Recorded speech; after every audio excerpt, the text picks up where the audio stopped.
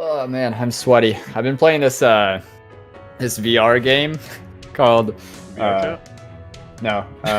called Tales of Glory, and it's basically like first-person Bannerlord. It's fucking nuts, like first-person VR Bannerlord. And so like you can parry enemies, you can throw your weapons, you can like there's bows and arrows, there's swords and fucking axes and everything like that, and different armor and like you can grab onto people. So like I always run around with the dagger and like I parry somebody, I stab them in the face, and then like I'll grab the next person by the back of the head and stab them a couple times in the chest. And when somebody goes down, they're not always dead. Like sometimes you gotta like kneel down over them and like stab them multiple times before they die. It's so fucking brutal, dude. It's insane. Sounds like it's gonna bring out tendencies in people that were normally not there before. The stabbing motion is gonna become more common in the household. All right, you guys ready? Yeah. Hey, party people. Oh, pop filter. We got a pop with this one. yeah. Hey, party people. Welcome back. This is going to be episode 10A of the Split Party Podcast. Funny enough, we actually recorded 10B about 2 or 3 weeks ago. We've just been having a lot of hang-ups recording this one, but we're back at it. If you have not yet done so, we are on social media. I know you hear this every single time, but we're on Twitter and Instagram if you want to follow us on those. That's where we post like character art, stuff like that might be also found in our Discord, which you're welcome to join if you want to ask us questions or talk to us or talk to other people that are interested in the podcast. That was a pretty good segue. And on YouTube, you can subscribe to us if that's your preferred method of listening to us. If you are listening to us and have been listening to us and you like what you hear, and you want to show us some form of support, then feel free to give us like a review or a thumbs up. That would help us a lot. It would go a long way. That being said, we're going to get into the recap, like always. And then after the recap, we're going to talk about kind of where we left off for the players. And following the tradition of the last few recaps during Darkreign, this one is not quite a recap, but more of just a little bit of lore snippet for you, the listener, and they, the players. Let's get into it. Gracos, 301st Darkreign. Faith came in all sorts of shapes and forms, fiends and seraphs that pledge fealty to their archdemons and holier counterparts, the smallest of imps, the largest of demons, the most cunning of fiends, the most pure of men and women. Most of the devoted bore horns or wings, barbed tails, and glowing skin. Are they really that different? It seems as if their crown of thorns or number of feathers is some sort of a status symbol. Whoever has the most wings, or the curliest horns, or the kingliest of them all. No, it matters not which is which, or who has what. What matters most is on the inside, or so they say. You see, faith is like a tree. First it grows roots, chaotic or organized, it matters not. What matters is that the roots take hold, and many saplings have died because they lacked reach. They covered too little ground, gained too little territory, and were snuffed out slowly but surely. So you see, it matters not what the faithful appear as, but rather how many of them there are, and how far spread. We get into this session with you guys just having a long rest. You're waking up from it after you barricaded the doors of the church, where you have taken refuge after the Olsen hideout down underground where Troy and Clement were staying during your attack on the cathedral. And you returned there and found that the door was like open, bloody handprints, streaks of blood across the pavement, and the blood trailed all the way down underground where all the cages in the hideout were open. When you and Isaac had all kind of panicked a little bit, you ran back to the house to find that Troy was wounded and that Clement was okay, and that the head was secure. You gathered both of them up and the head, and you went back to the cathedral only to find that Yakov, the vampire, and his kind of female vampire companion were both there at the cathedral. And after a little bit of talking back and forth between Yakov and Rylon, you guys were able to kind of come to an agreement that, Darkreign is dangerous to all of you, and so in this instance, maybe working together is the best thing to do. And the way that you guys slept, actually, if I recall correctly, is Rylon summoned a spectral guardian in the image of Gabriel to watch over you guys, right? That's right.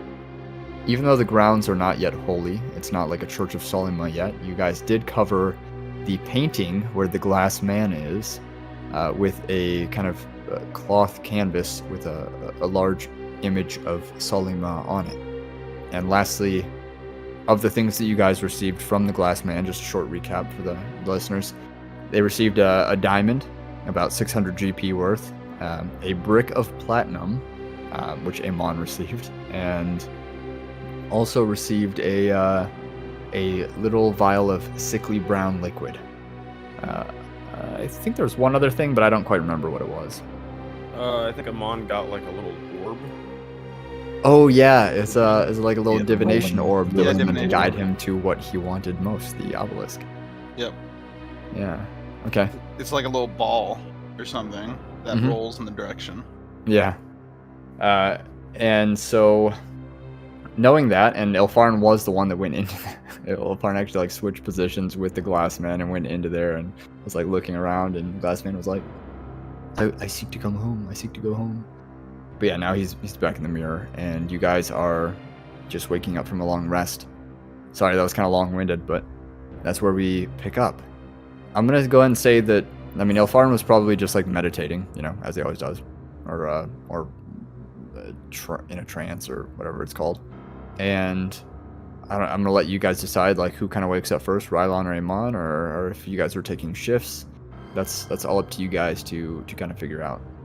I mean, you know me, I'm always waking up last. True. Yeah, I would have taken last watch, and so I'd be up already. I'm just sitting there fiddling with this this ball, this little magical scrying orb that I have.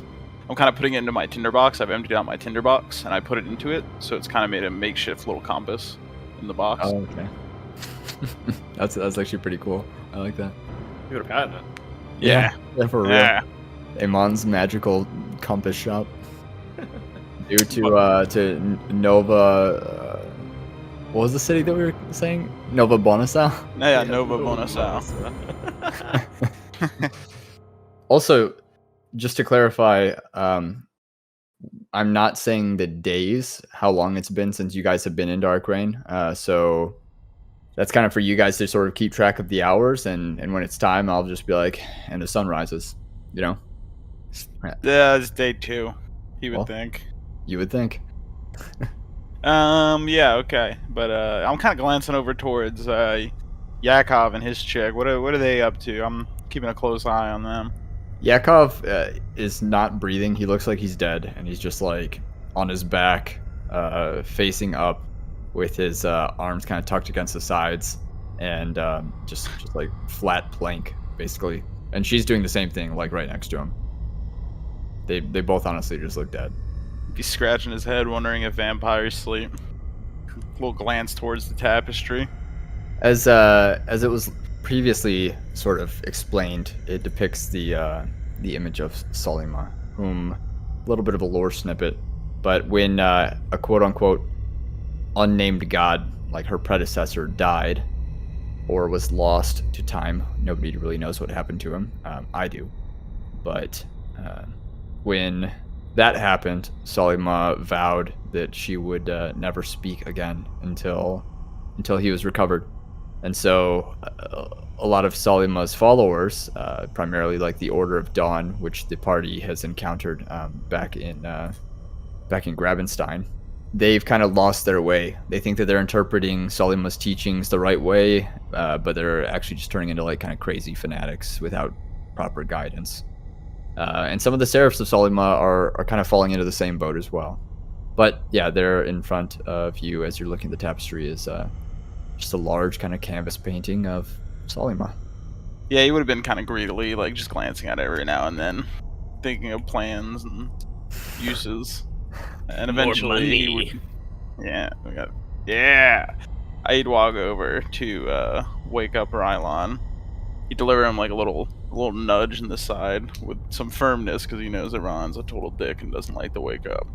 and he would say, what? Rylon, and his like voice would get stuck, and he would curse silently as he realizes he can only speak one-word sentences today.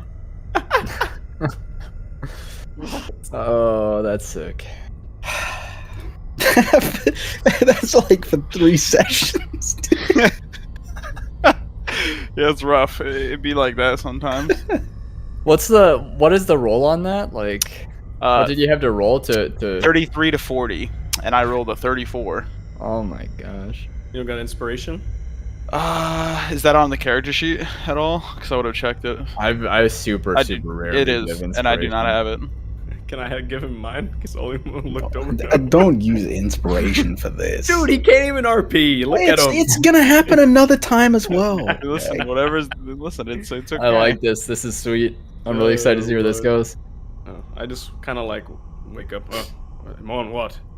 I kind of like. It gives you up. a shrug. Morning. Is it morning already? Gives you a shaky hand. Is it nighttime still? He gives you a solid roll of the eyes when you look towards the glass. I give it a stretch. I look around the room. I see the planking vampires. I see Ilfharyn. Where's Stazriel, Troy, and Isaac at? Stazriel, Troy, and Isaac. So the way that you left it off, like where you wanted to stay, it was like the very back of the cathedral, pretty much in front of the painting, like up where the altar was, you know, or the podium. If I'm recalling that correctly, I'm pretty sure that's where you guys wanted to stay. And so Troy and Isaac are just kind of like backs to the wall, both like they're like legs out in front of them, sitting with their backs to the wall, arms crossed, like heads kind of like slumped down. And Stazriel is sleeping like supine on his back, maybe about 2 feet from or about 3 feet from the wall, at the very back, and between him and the wall is Clement. Okay. I get up from the ground. I itch the back of my head as I look around the room. Nothing seems like it tried to break in or anything, right? No. But then again, the windows are all broken, so... True. I mean, something could theoretically sneak through them, I suppose. Alright. Is Isaac sleeping, or is he awake? Isaac is definitely sleeping. Like, you can actually hear him and Troy kind of snoring a little bit. One of them a little bit higher pitched than the other. The higher pitch being Troy. Yeah, they deserve some rest. So I'll let them rock. As I look towards Eamon and I say, "So, do you have any plans for today? Or is there any way you would like to go? Because we definitely have to cleanse this church a bit, and it might take some time." Well, we should. Oh fuck! I forgot. Excuse my language. God, this is You're the good. worst. You're good. Just write in Sharpie on your monitor, one word only, like right, so it's right in your face. Okay. I could do this. I've done this before. He swallows, like you can hear he's just like sighs and says, yeah, secure, and he points to the windows all around.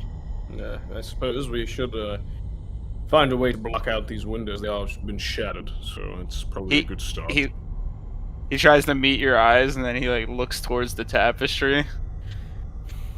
I kind of look at the tapestry, but then I look back to the planking vampires.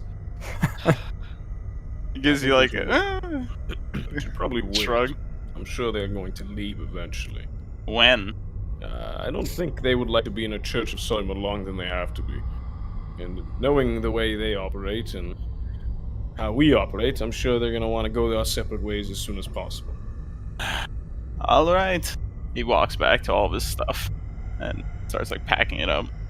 I look towards Ilfharyn. Is he still meditating or is he awake? He's awake, but he's still in the same position. Hey, He's not Ilfharyn. sleeping though. Are you awake? Yes. I walk over towards him and I do his same kind of meditative pose, but right in front of him, and almost trying to like mock him, but not in like a mean way, but like just trying to like emulate what he's doing. Yeah. So does this, like, make you feel more smarter or at ease or what? Does sleeping make you feel smarter or more at ease? Sometimes, yes. Well, then it would be the same answer. I reach into my bag and I pull out the little brown liquid, and I kind of hold it up in between us. Is there any way that you could possibly look into what this is? Of course. And I kind of just like place it in his hand. I I'll, want to make sure that we weren't gypped, you know. You Get the think money you would? back. You think you would be gypped by that man? I don't want. I'm unaware. He's a If it's strange even a man. I don't know what it is. Whatever it was, we don't know enough about it to completely trust it. True. I mean, I doubt he's the type, but it'd probably be good to know exactly what it is, how to use it. I'm not sure if we should just cover the thing with it or what. But I'll try to find out. I can't make any promises. Some things here are strange. Of course. Work in odd ways. But I'll try. Give me about 10 minutes. I nod. Alright. And for the next 11 minutes, I'm going to be casting Identify. Okay. And as he hands over the vial, you hear a series of cracks in the distance, like 1 and then 2, and then like 3, 4, 5, 6, 7, 8, and then no more. And there's from somewhere else throughout the city, a shriek in response to those cracks. You can't really determine, of course, where these are, being inside or probably even outside. It'd be difficult to tell, but it is Darkreign, and the city around you guys is still alive and crawling with creepies. Does it look like this bothered the vampires though? Or they're still chilling. How far away would you say that you are from the vampires? If you had to give like a distance of feet. How big is the church, front to back? Like 200 feet? Like 175 feet away. Okay. Only vampires. I like squint over. They're still laying down in the same position. Yeah. Okay. I'm like packing up my like eating ware and my silver plate and stuff. And I like. Wait, are you like near where you guys were sleeping? Yeah. Then you wouldn't be too far from them. They're like okay. They're in the back there with you. You'd probably be like 20, 30 feet from them. Okay. Does it look like they're sleeping? It looks like Yakov opened his eyes, but it's just like staring up towards the ceiling. Yeah, great. I do it anyways. The other chick's still sleeping. I like knock all my silverware over and like my plate onto the ground loudly, as to is purposely wake them up. The female stays with her eyes closed. Who knows whether or not she's awake? But Yakov like turns his head sideways as he's laying there, like looking at you. Oh, he gives him a shrug, and picks up his stuff, packs it all up.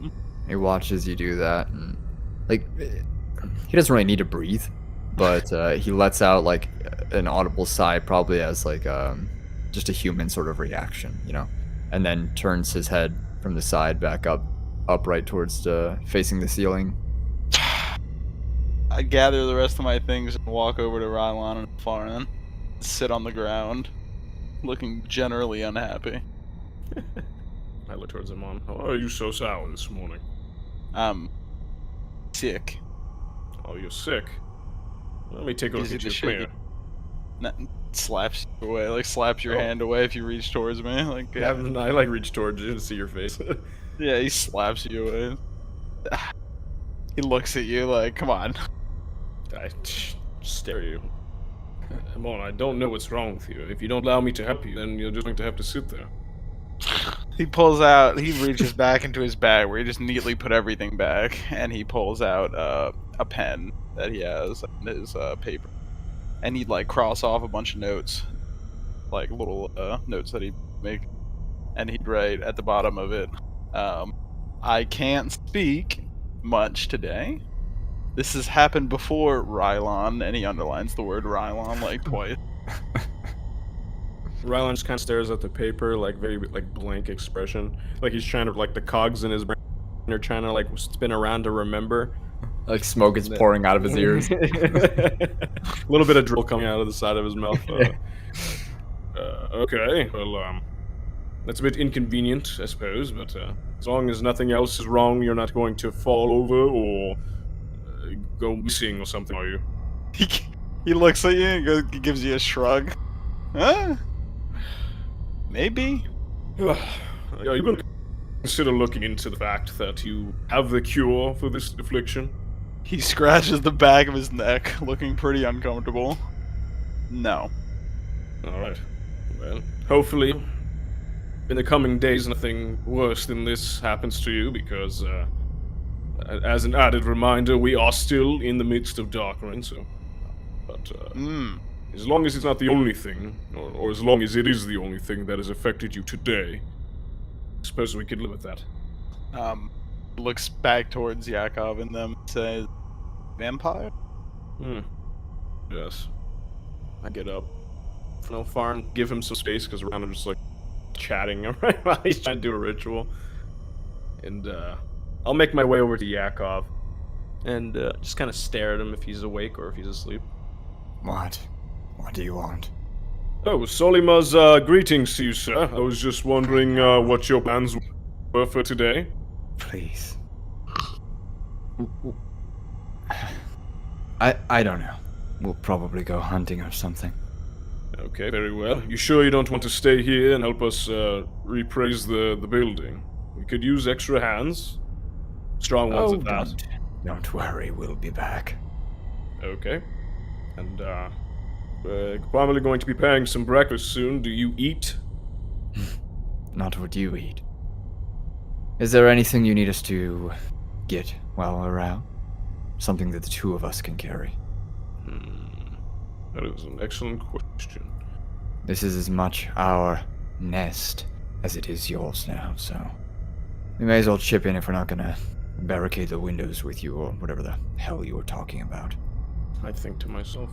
Mom would be cringing when I'm foreign at the word nest.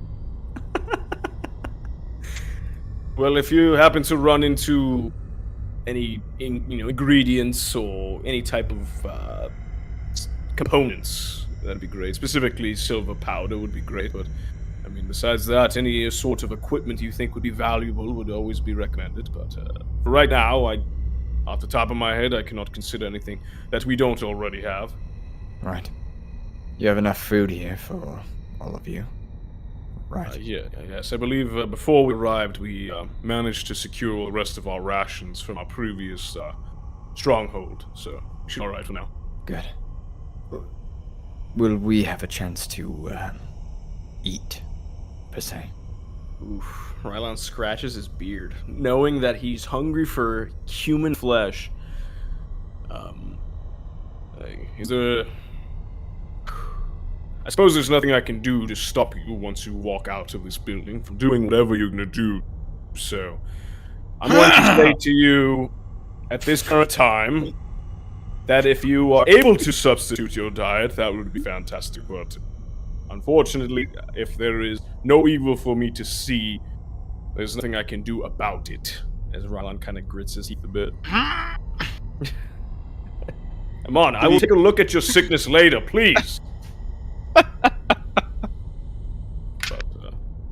you do realize that you are in a house of Soliman now, so it doesn't quite feel like one yet. I'm okay. Don't worry. In due time, you will come to realize that you will keep your sins at the door. Right. He sits up and like slaps with the back of his hand the female vampire in the thigh, and she kind of like opens her eyes and lets out a groan and slowly sits up as well. Their legs are both like out in front of them, and they're like, L-shaped positions, I suppose, as they're sitting up. I hang around there a little too long, as I'm just kind of staring there. Eamon. He'd turn around. Is there anyone there? Is he always this quiet? No. He's, I think he got a little sick last night, and he's just trying to rest his voice is all. He stares at Eamon as Eamon turns around. Yeah, he stares at him back. Do you need anything? Like looks to the side, considering. Yes. Okay, and? He gives him a shrug. Things. What is this? What is going on here? Eamon, what does that even mean? He's like sitting there pinching his nose, like, for Your fuck's answer sake. is as useless as Rylon's. Duh. You, elf, is there something you need? I don't think so. He No. stands up. I don't even know what to say.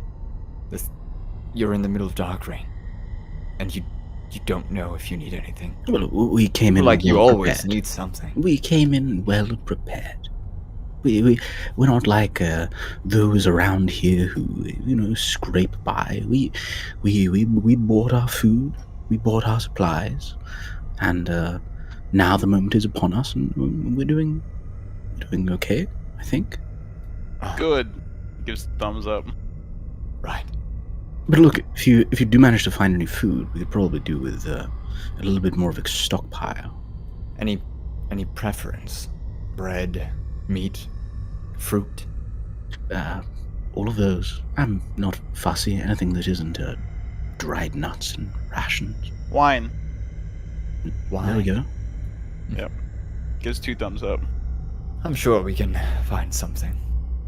He looks to the female vampire and kind of like looks back to meet all of your eyes one at a time, and then takes the first step and nods once to you guys in dismissive kind of nature as he makes his way towards the front doors. It's a long walk. It's like 180 feet from where he is, but he you can hear the kind of jingle of his armor with every single step, and like the stomp of his boots on the floor, even though it's got like that red carpet, but still kind of like a muffled stomp. He makes his way all the way to the front doors. Goodbye. And as he goes to reach for the doors, there's like a heavy bang, like a knock. And it knocks just like 1, 2, 3 times on the like little actual door knockers that are there on the outside of the doors. And Yakov turns over his shoulder, kind of like taken aback a bit, and looks back towards you guys. Do you want me to answer that? Sure. Yeah. Enter! He yells across the church. As you like yell that, there's like a screech in the distance somewhere. But he grabs onto the door and opens it up, and standing in front of him is a small gathering of people. Like 8 or 9 people.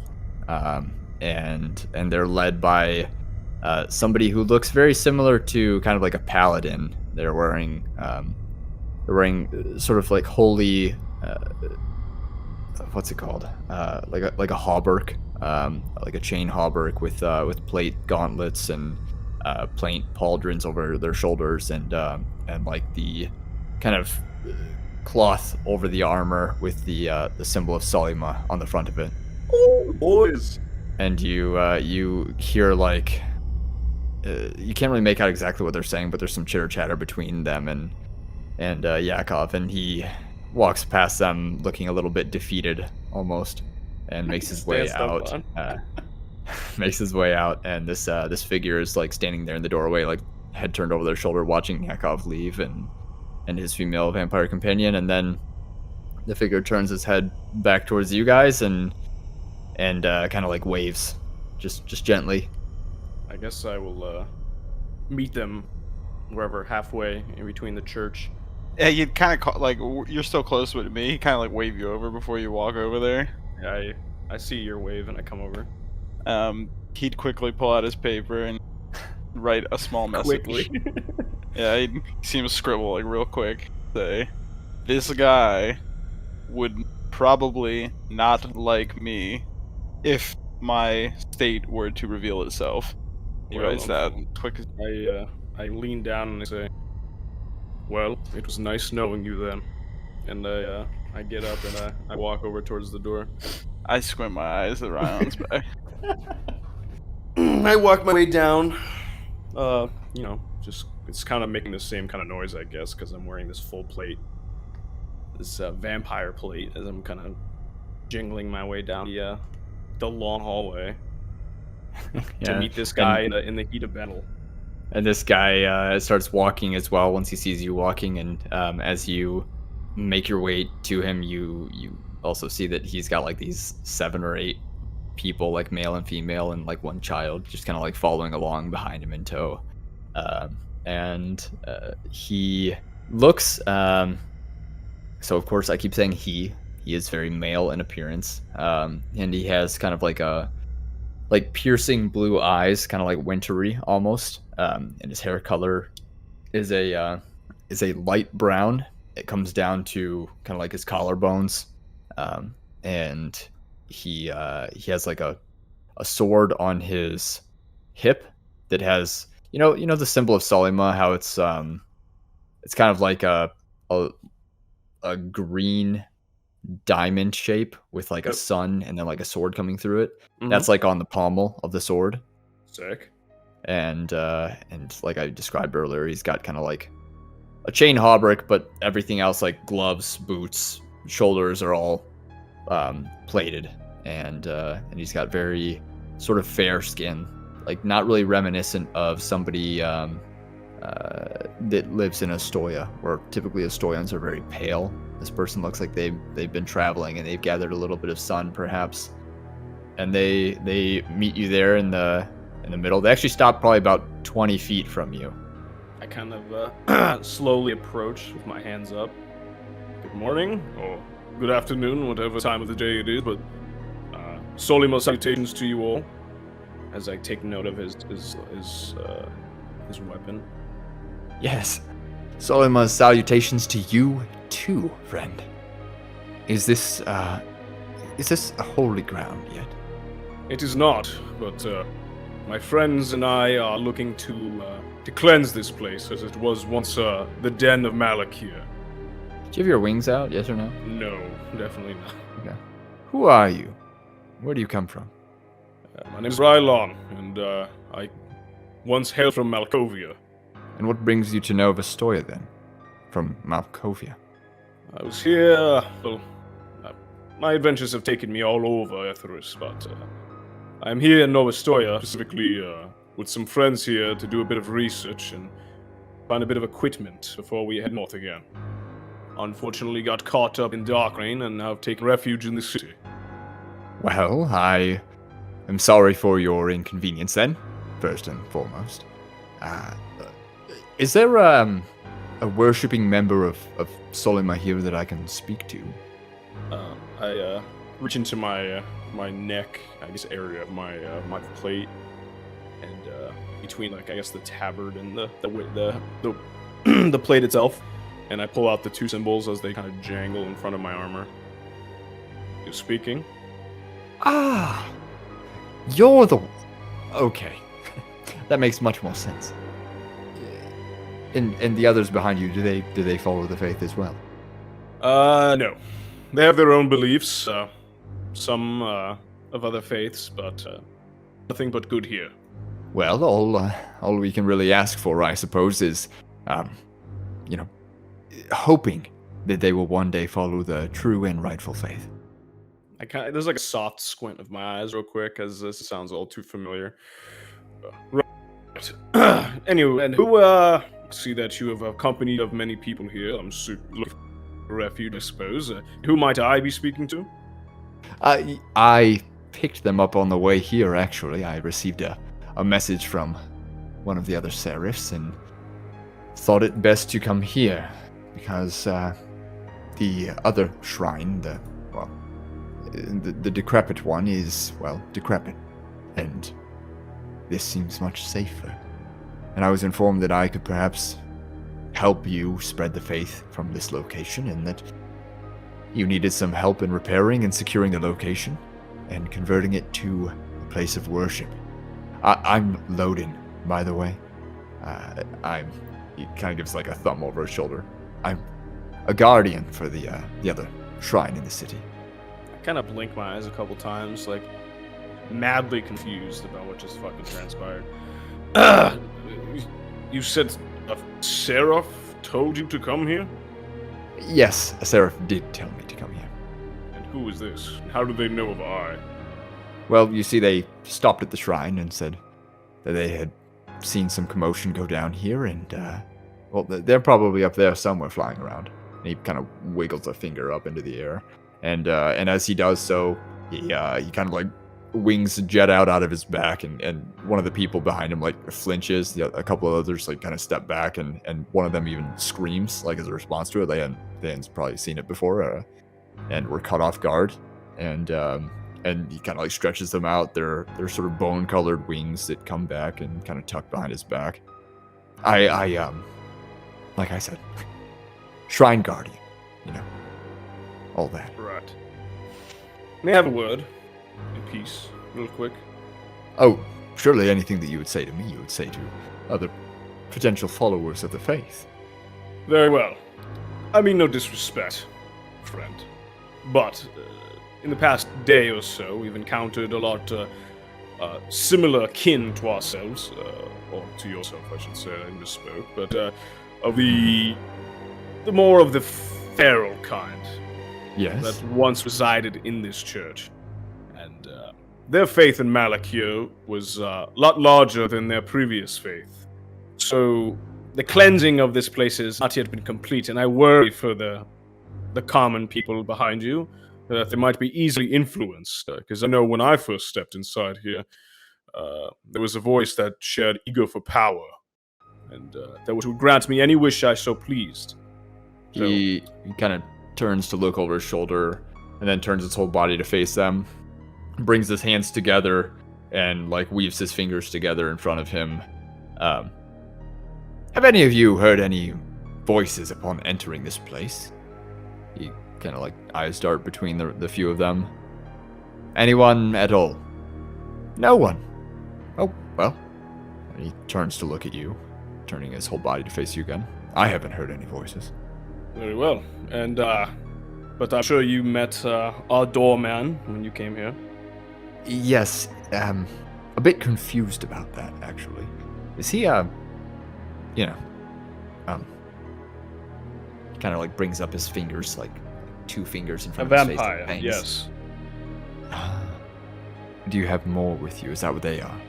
No, no more vampires besides those two. But the differences between them and are quite vast. But we've made a small alliance, given the circumstances of Darkreign and all, and supplies on both ends are quite low, and figured we might as well, for the time being, work together. They despise Malakir just as much as we do, so I figured if it wouldn't be the first time that I've converted a monster to the faith, so I figured I'd give it another shot.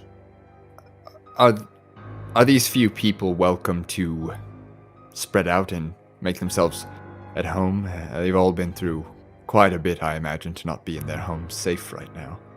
But of course, I did plan to make this some sort of refuge for anyone who dare care to come. So feel free to make yourselves at home, on a little nook or a little corner to yourselves, and try to stay warm. Excellent. You heard the man, people. Make yourselves at home. And he's got, like, a pretty big, wide grin across his face, like a full toothy smile. And as each of the people kind of goes past you, they seem a little bit timid at first. One of them reaches out and, like, pats you on the shoulder. Another one kind of, like, reaches to grab onto your hand with both of theirs, and just kind of, like, nods to, like, almost bow towards you as a sign of thanks or respect or something like that. Is Spectral Gabriel still over there? How long does Spectral Gabriel last for? 8 hours. I'd say it's, yeah, probably. Probably nearing that time, though. Okay, and I say, oh, and try to stay clear of the of my friend over yonder, and I point over to the large kind of Spectral Gabriel. He's only a protector, but since I was unaware of company, that he might be considered a bit hostile. So just try to stay clear for the next hour or so from that neck of the church. Will he attack them? I suppose not, but I'm not entirely sure. Well, It's better to be safe than sorry. okay. Yes, better safe than sorry. I do agree with that. Love that motto. Live by it, actually. Right. Allow me to introduce you to the rest of my pack. And, and I kind of start making my way towards the crew, as kind of just scratching the back of my head on the way there. I'm really a bit confused. He Don't follows really know how to along. feel. As he's following you, he's like pointing up to like different places up above you guys and off to the side and towards the pews, and he's just commenting on like what he would redecorate personally. All something kind of along the lines of like Solima related, or like images of serifs and like the scales of balance and justice and all this shit. Just like kind of a bit of an overwhelming personality, but Yeah. but he seems kind of harmless so far. Yeah, so far. I guess I kind of eventually make the first step of where Eamon and Ilfharyn are, as they're kind of setting down right here near the altar, but away from the rest of the crew. Mhm. And I look down at them as they are sitting there, and I say, "This is Ilfharyn and Eamon." And the figure, the seraph of Solima, kind of looks at Ilfharyn and offers like a bow, kind of tucking one of his arms under his midsection. Lodin, my name. You may kneel to me. I mean, what, sorry? You may kneel. Kneel. Yes, a sign of respect. Ass. A sign of respect. You say ass? Yep. I'll shake your hand. That will do. I will take that. I'll swap the vial from my left hand into my right, where I also clutch a pearl. And then I won't stand up. I'll just out my left hand, a blurry left hand, up towards him. Pleasure. He looks at your hand, kind of steps forward one step, not enough to close the gap, and like goes to reach out his hand as he continues to make the second step, but doesn't complete it. And he just kind of like furrows his brows, tucks them close together, and like his face goes from like a smile to like a flat kind of lip expression. And he just kind of, you see him swallow his spit once and just stare at your hand in confusion. We can forego these formalities. And then he turns to Eamon. You may kneel. Yeah, Mon's got general distaste, like written all over. Hold on, my mic. Rylon can't help but laugh at this. He's just kind of chuckling to himself. You heard the man, Eamon. Thank you. You may kneel. Yeah, I squint at the guy, and I'm gonna give him a rather unpleasant hand signal. I'll flip him off, and as I flip the dude off, I'm just kind of looking at him. I'm trying to get a general like when he reacts, I'm trying to get a feel for this guy. Like, is he enraged? I'm gonna roll an insight. I'm gonna try to bait some emotion out of him. Yeah, go ahead. Go ahead and roll that insight. 23. 23. Okay, so what he does in response to this, like he's already extending his hand out to you, even though he told you may kneel. And as you flip him off, he brings the hand back, recoils back like half a step, puts the hand on his chest. By Solima! Gasps once, says by Solima, turns to Rylon.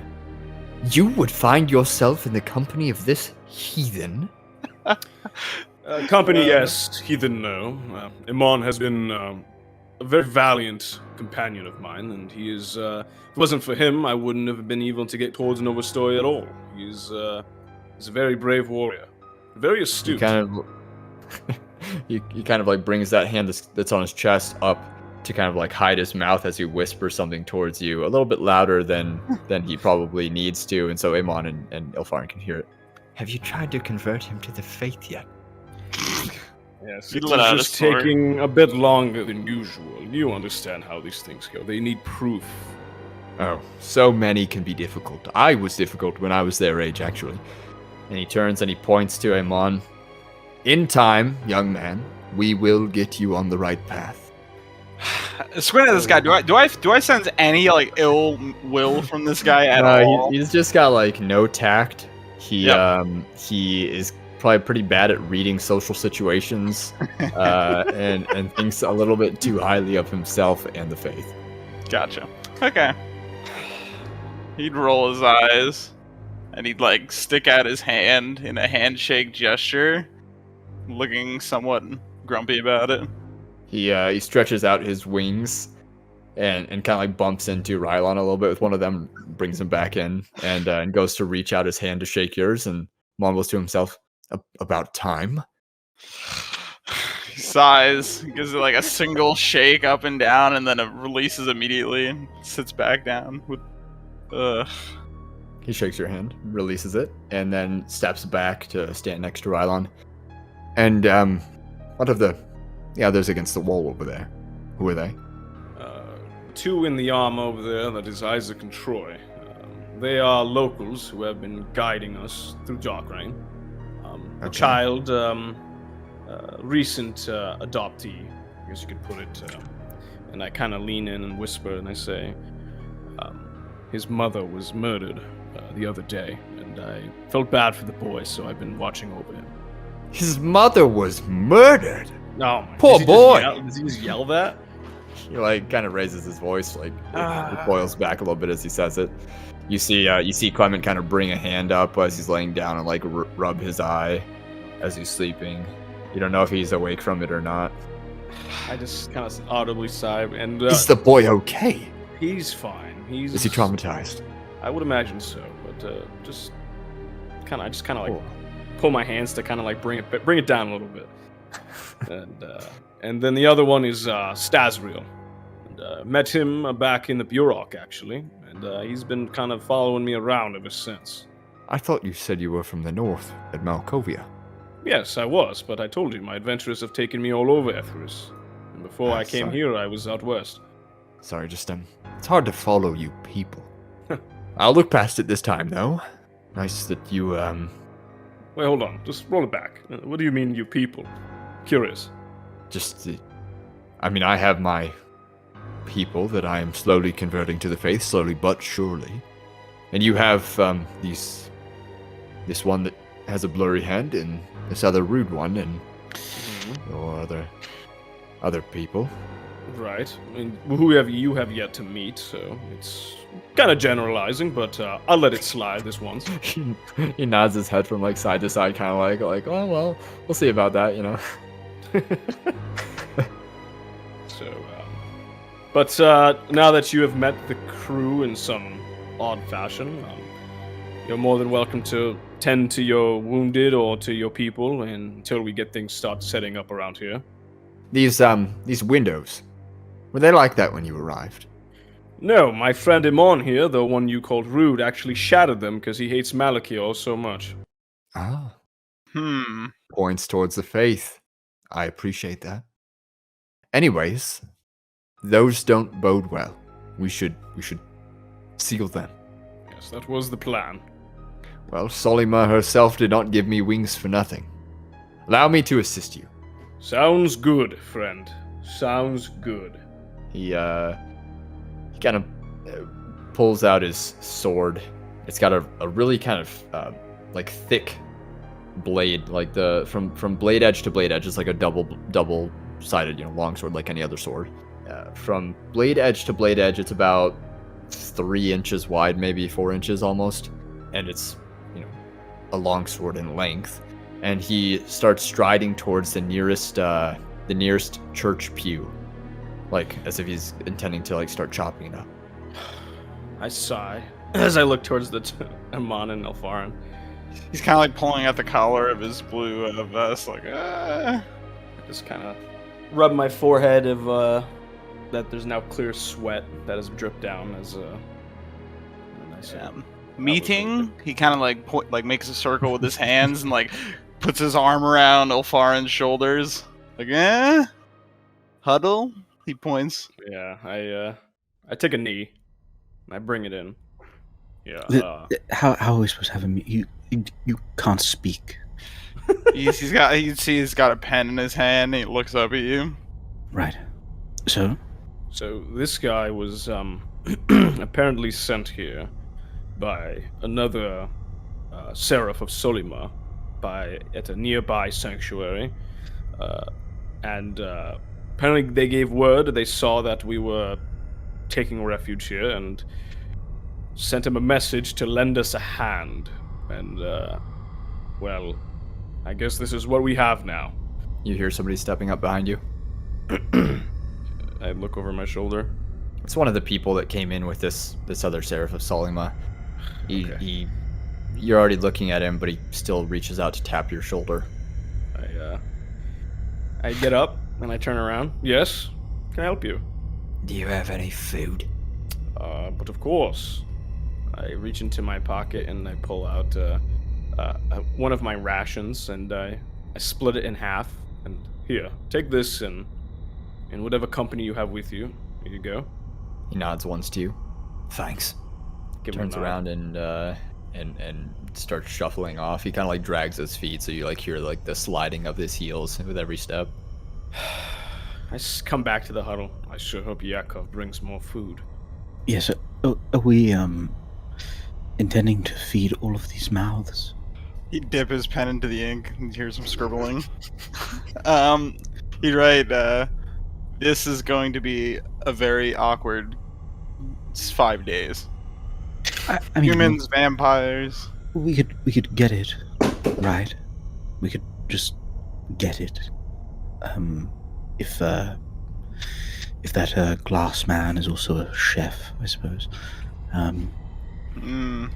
But we can't really hide it then. That is the only problem. You Yes. don't want these common folks, no offense, I kind of look over my shoulder, make sure none of them are around, to know of a property such as this. We could try to play it off, or perhaps put on a facade that our faith is so strong that Solima herself, and I kind of eye up towards the mural, is granting us whatever they wish. As long as, of course, they stay the course. But I feel like that was more Halifax's department. I don't really think I could pull something like that off, nor do I feel comfortable with using her name in such a demeanor. Yes. It's going to be a bit difficult. Yes, I mean, if one of them finds out about it, if one of them cottons on to what's going on, that's it. Who knows what they could feed it, what they could get. I know. This is why I wanted to shatter it. Because I was worried about this exact situation. But now we are improvising.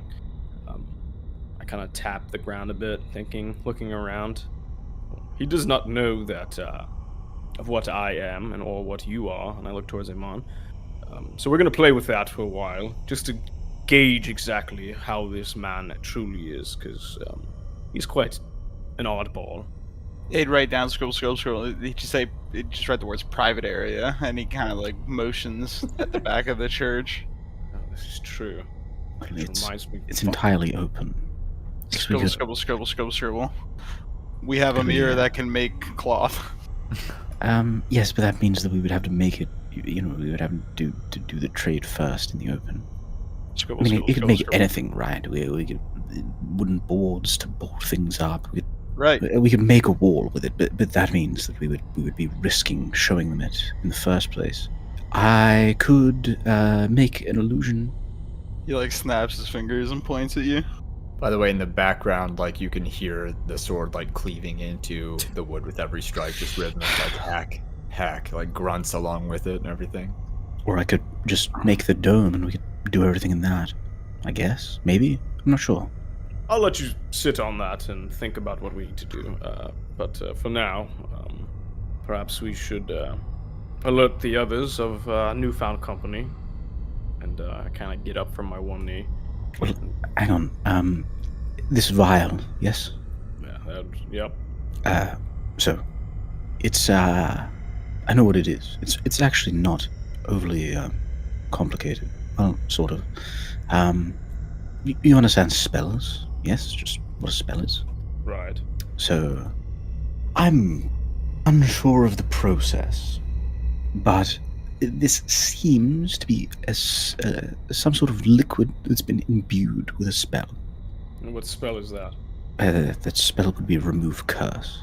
All right. But what the liquid is or was, or I'm not sure, to be honest. I don't think any liquid could be used for something like this. I've never heard of being able to do something like this. The closest it would come would be something like holy water, But that's water. Well, this is what I kind of whisper. Zabril pointed us to, and We did everything we could, and this is what we got in return. So, I'm willing to trust. Guess, well, I would assume that you would just pour it on the head.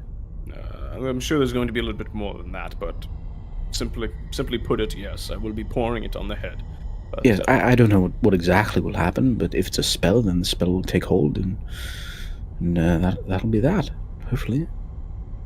I look around. Is there seem to be any back rooms near the altar? Not near the altar, but like kind of back towards where the pews start, pretty much halfway across the cathedral. There are two little tiny, like 10-foot by 10-foot side rooms that were likely used for storage, and there is a basement to the cathedral. Perfect. Is the basement near us, or is it kind of like near where those rooms are? The basement is back towards the front. So when you came in the front, there was kind of like a split off to the right and a split off to the left. That's where the stairs are that go both down and up. So up would go to the the kind of viewing platform up at the top, and then down would go into the basement. All right. Do you mind as I kind of hold my hand out for the vial? Oh no, go ahead.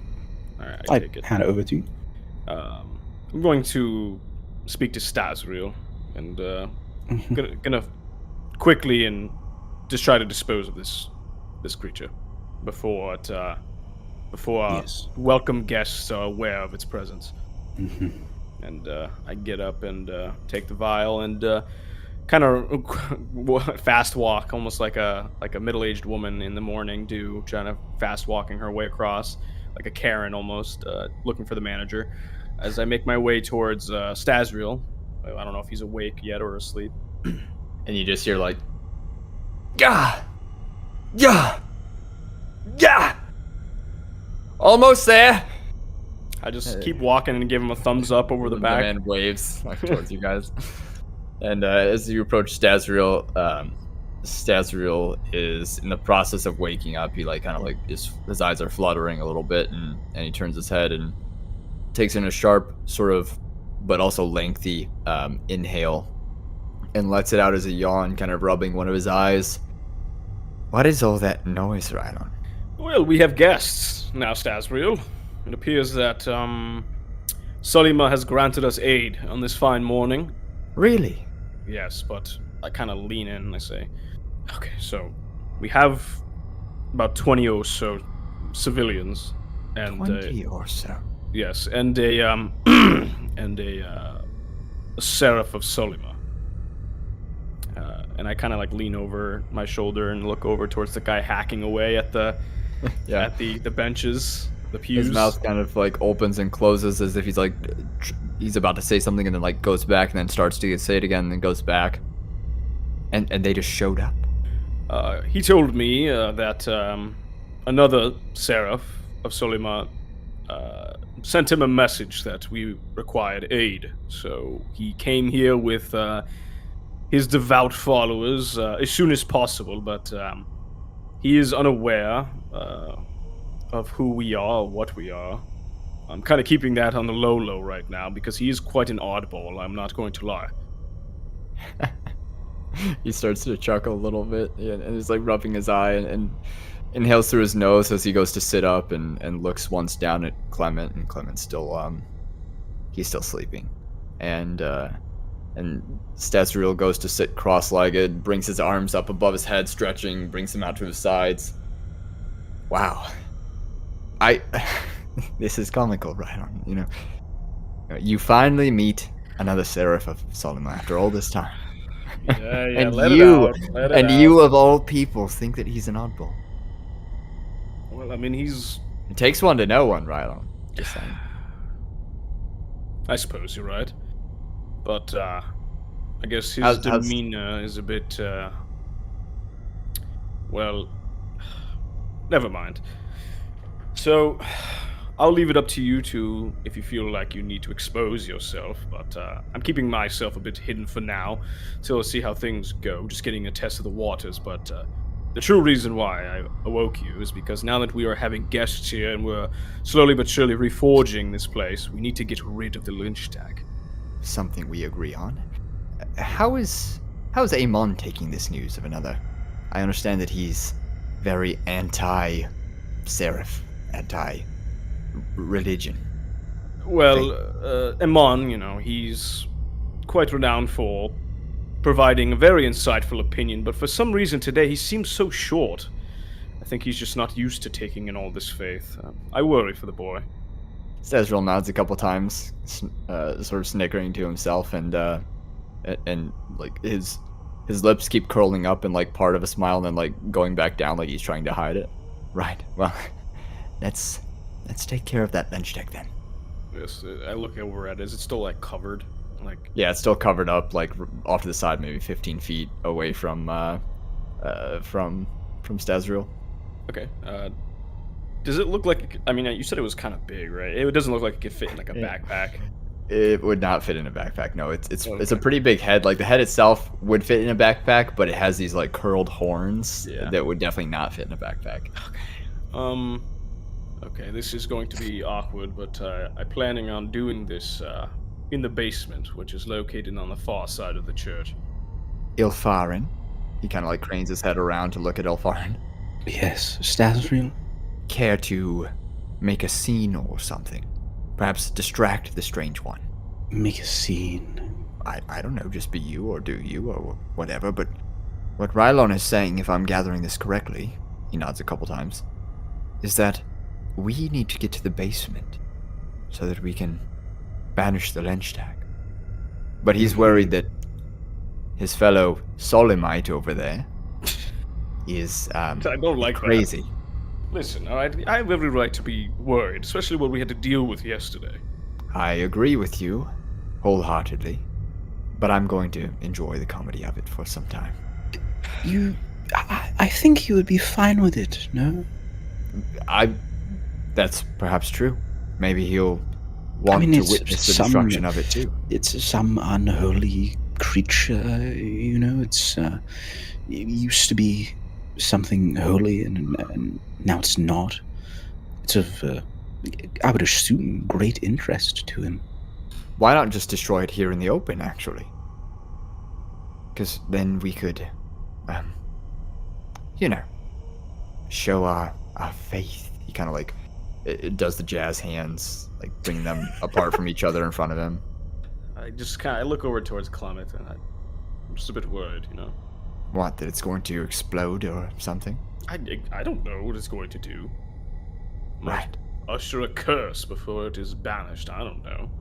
Well, if it were to curse anyone, I'm sure that it would curse the nearest person to it. Or whatever it sees when it's being banished, or I don't know. Right. You know what? Eamon is already cursed. Why not have him do it? Oh, come on. That's true. Not going to have him double cursed. Am I there during this conversation? You're not far away, I'm sure. I'll just say I'm sulking in the corner staring at Stazriel. Right, whatever. We don't need a distraction. Let's just make our way towards the basement with it. And just get it over with. Maybe he likes being cursed. Have you thought to ask him about his I brought it up affection? earlier, and he seemed a bit reluctant to discuss. So Right. Eamon stands up and walks over, and do you have the bag with you? the what? The Lenchtag head I bag? think it's just right over there, covered in like a. Yeah, it's like blanket. it's like a couple strides away. Yeah, he points at the bag and he says, distraction. He points at the bag, and then he points back at the mirror and says, and use? Yeah, No. we're going to destroy it, but I want to bring it to the basement. No, I think that he means he wants to use the Lenchtag head as a distraction And he in order points- to use the mirror. And he points towards Stazriel. I snap my fingers. My lord, you are so smart. All right, this is good. I like that. But now we have. Oh, so I don't know how long it's going to take. So whatever you need to do with this mirror, you don't have to make it quick. So is there anything important that you need while we have the time? Need, hide. He points back towards the mirror again. There's nothing we can hide it with, unless you're. They're looking around at the top of the ceiling. And, cloth? Okay, follow me on this one.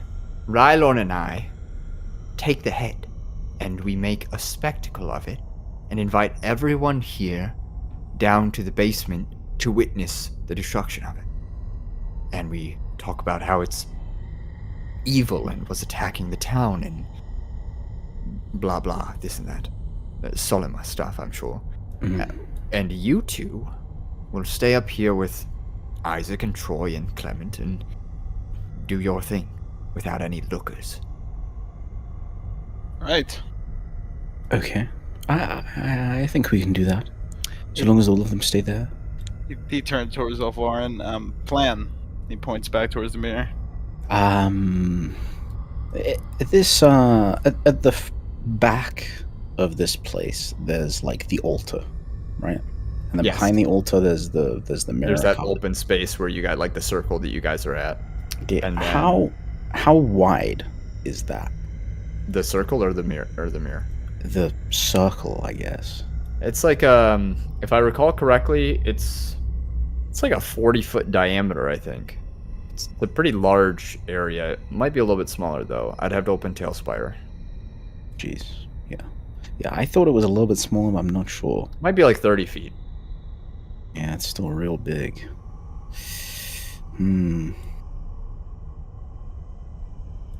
What exactly are we going to be able to cover this with? Well, you have the painting. You just move it out of the way, hold it up somehow, and then when you're done, just let it back down. No, I mean so that we can use it in the future. Oh. Like, the idea in my head, I don't know. Rylon can correct me, and Eamon would, if he could, is that we, with the cloth, or maybe a curtain, or something like that, we block off sight this entire mirror. And then we can use it from behind the curtain, or the cloth, or whatever it is, or I don't know, a wall, without being seen. Yes, I understand. Right. Won't it be a bit suspicious that we are blocking off the altar to the church? Yes. Yes, it would. Decorate. We You want me to block off this beautiful painting that I just had created? Well, He points towards Stazriel.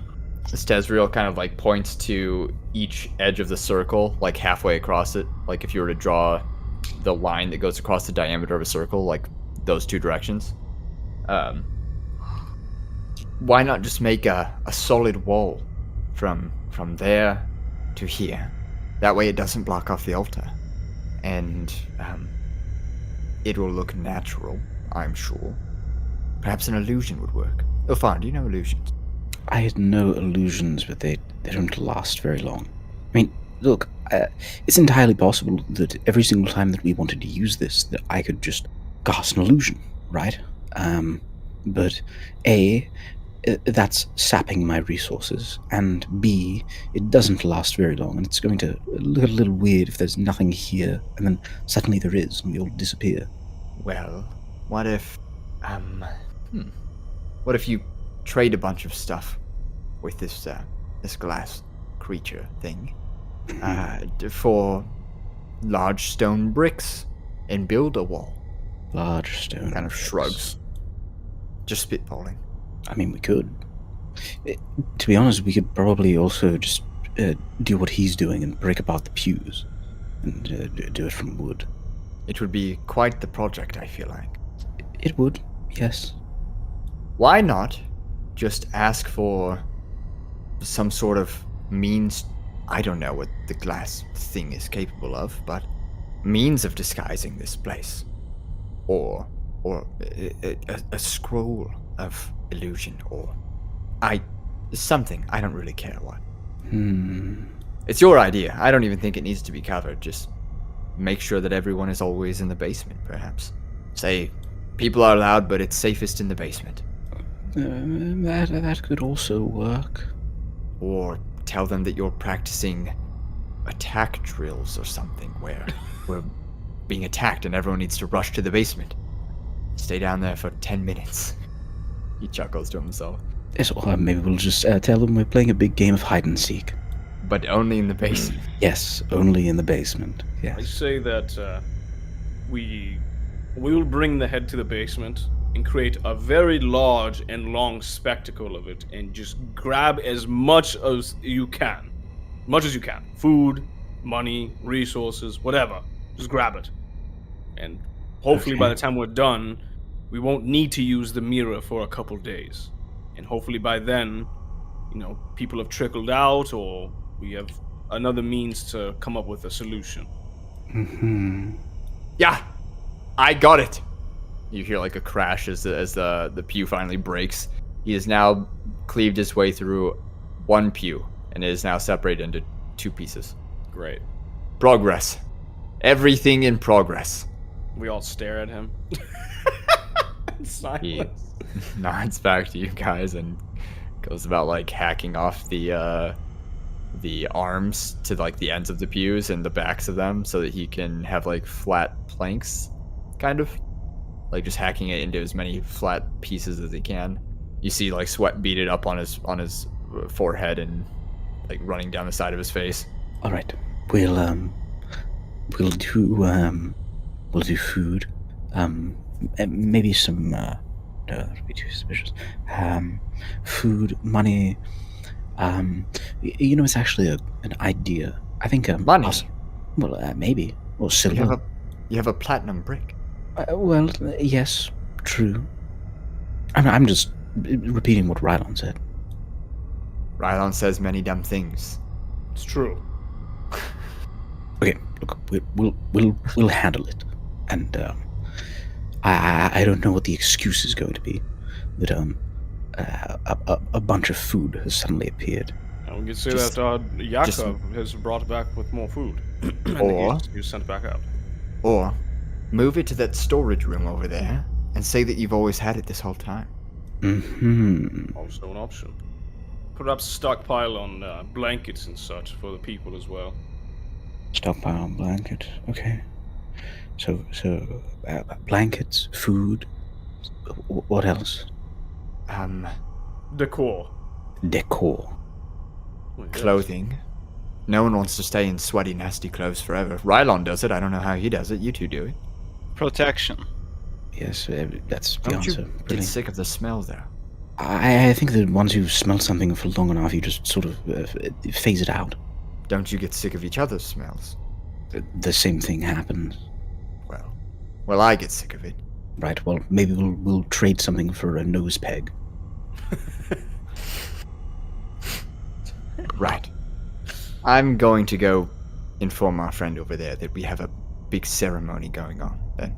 Okay. Yes, round them all up.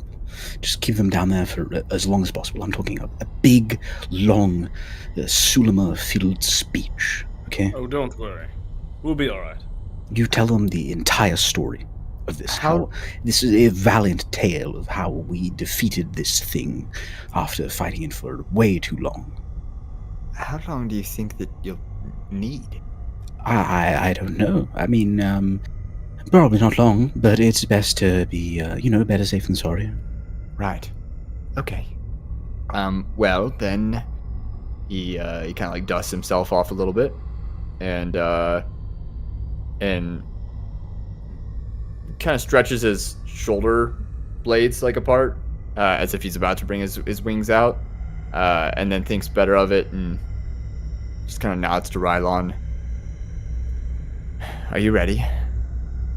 As ready as I'll ever be, and I guess I reach for the covered head. Great. Do you want to go down there now, or do you want us to go approach him together? Yeah, Maybe you should be the one that speaks to him. Alright. Here, you hold the head. Right. And we do that. He takes that. And we make our way towards Paladin Dan's. Yeah, load in. Excuse me, Laurel. It's Loden, actually. Oh, sorry. My fault. Loden. I'm not very good with the names. More of a face guy. But you've been doing quite well here. I give you my gratitude for putting in such work in such short amount of time. I could truthfully use some help, but Solima didn't make me a seraph of the faith for nothing. It's true. As they say, Nov Ostoya wasn't built in a day, friend. It will take time. But that is what they say. but I have some important business to discuss with you. Oh, And in recent events, before that where we are now, we dealt with a particular creature that needs banishing, and my wonderful altar boy here, Stasriel, is going to help me dispose of the creature, and I was wondering if you and the rest of your friends would like to see Solima's faith at true work. yes, nice to meet you. I'm the altar boy, Stasriel. Stasriel has a very solid expression and nods once, and Loden kind of looks between you and Stasriel. By all means, I think that the people would love a good show.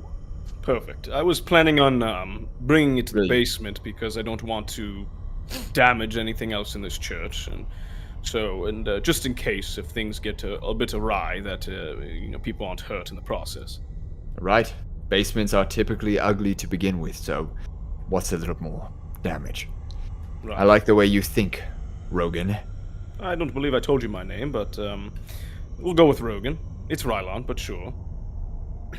I could have swore you told me, but Let us continue on. And sure thing. care to gather your people? Followers of the faith, we have something for you to see. Get off your lazy asses and stand up. Come over. He kind of like gestures towards himself a couple times.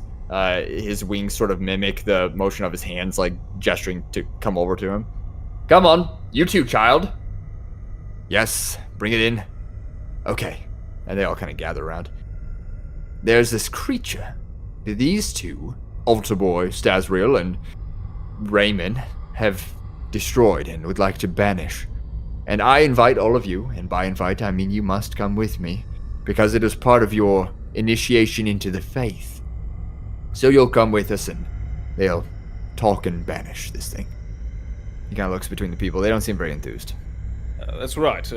As Lance has said, we have a creature here that is worth destroying, and we thought what better way of showing the true faith of Solima herself than allowing you to bear witness to one of her true powers and banishing a creature that was once one of us.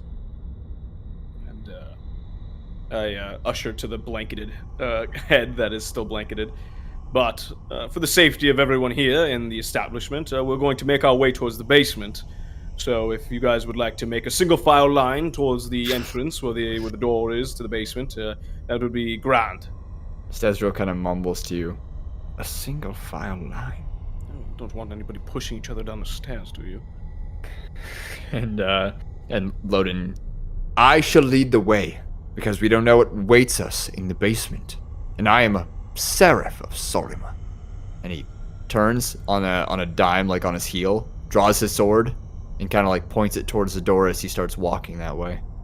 I give a nod. Long story short, you guys make your way to the front of the church. Everyone follows along, a little bit less enthused, like I said, and down the stairs into the basement, which I will describe in a little bit. But as they make their way away and down in the basement, their footsteps trickle off. Ilfharyn and Eamon, you're now up here with Clement, Isaac, and Troy. All right. What are we trading to this thing? He points to you and says, Captain, What? boss, you. I'm not trading myself. He pinches his nose again, like, ugh. Are they fucking gone yet? Yes, they're Yes. both- Isaac kind of mumbles as he opens up one of his eyes. He Uh, stands up with a groan, holding like his lower back. His half plate sort of jingles and rustles and scrapes like against itself. okay. You two. Huh? There's a very long rug in here. The red rug. The red rug. Would you be able to sort of just hack it up a little bit?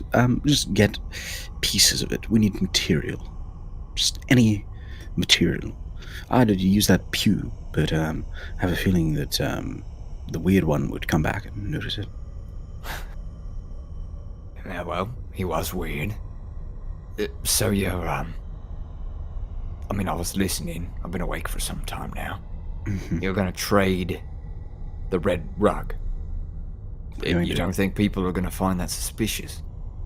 We need material. So, Well, maybe.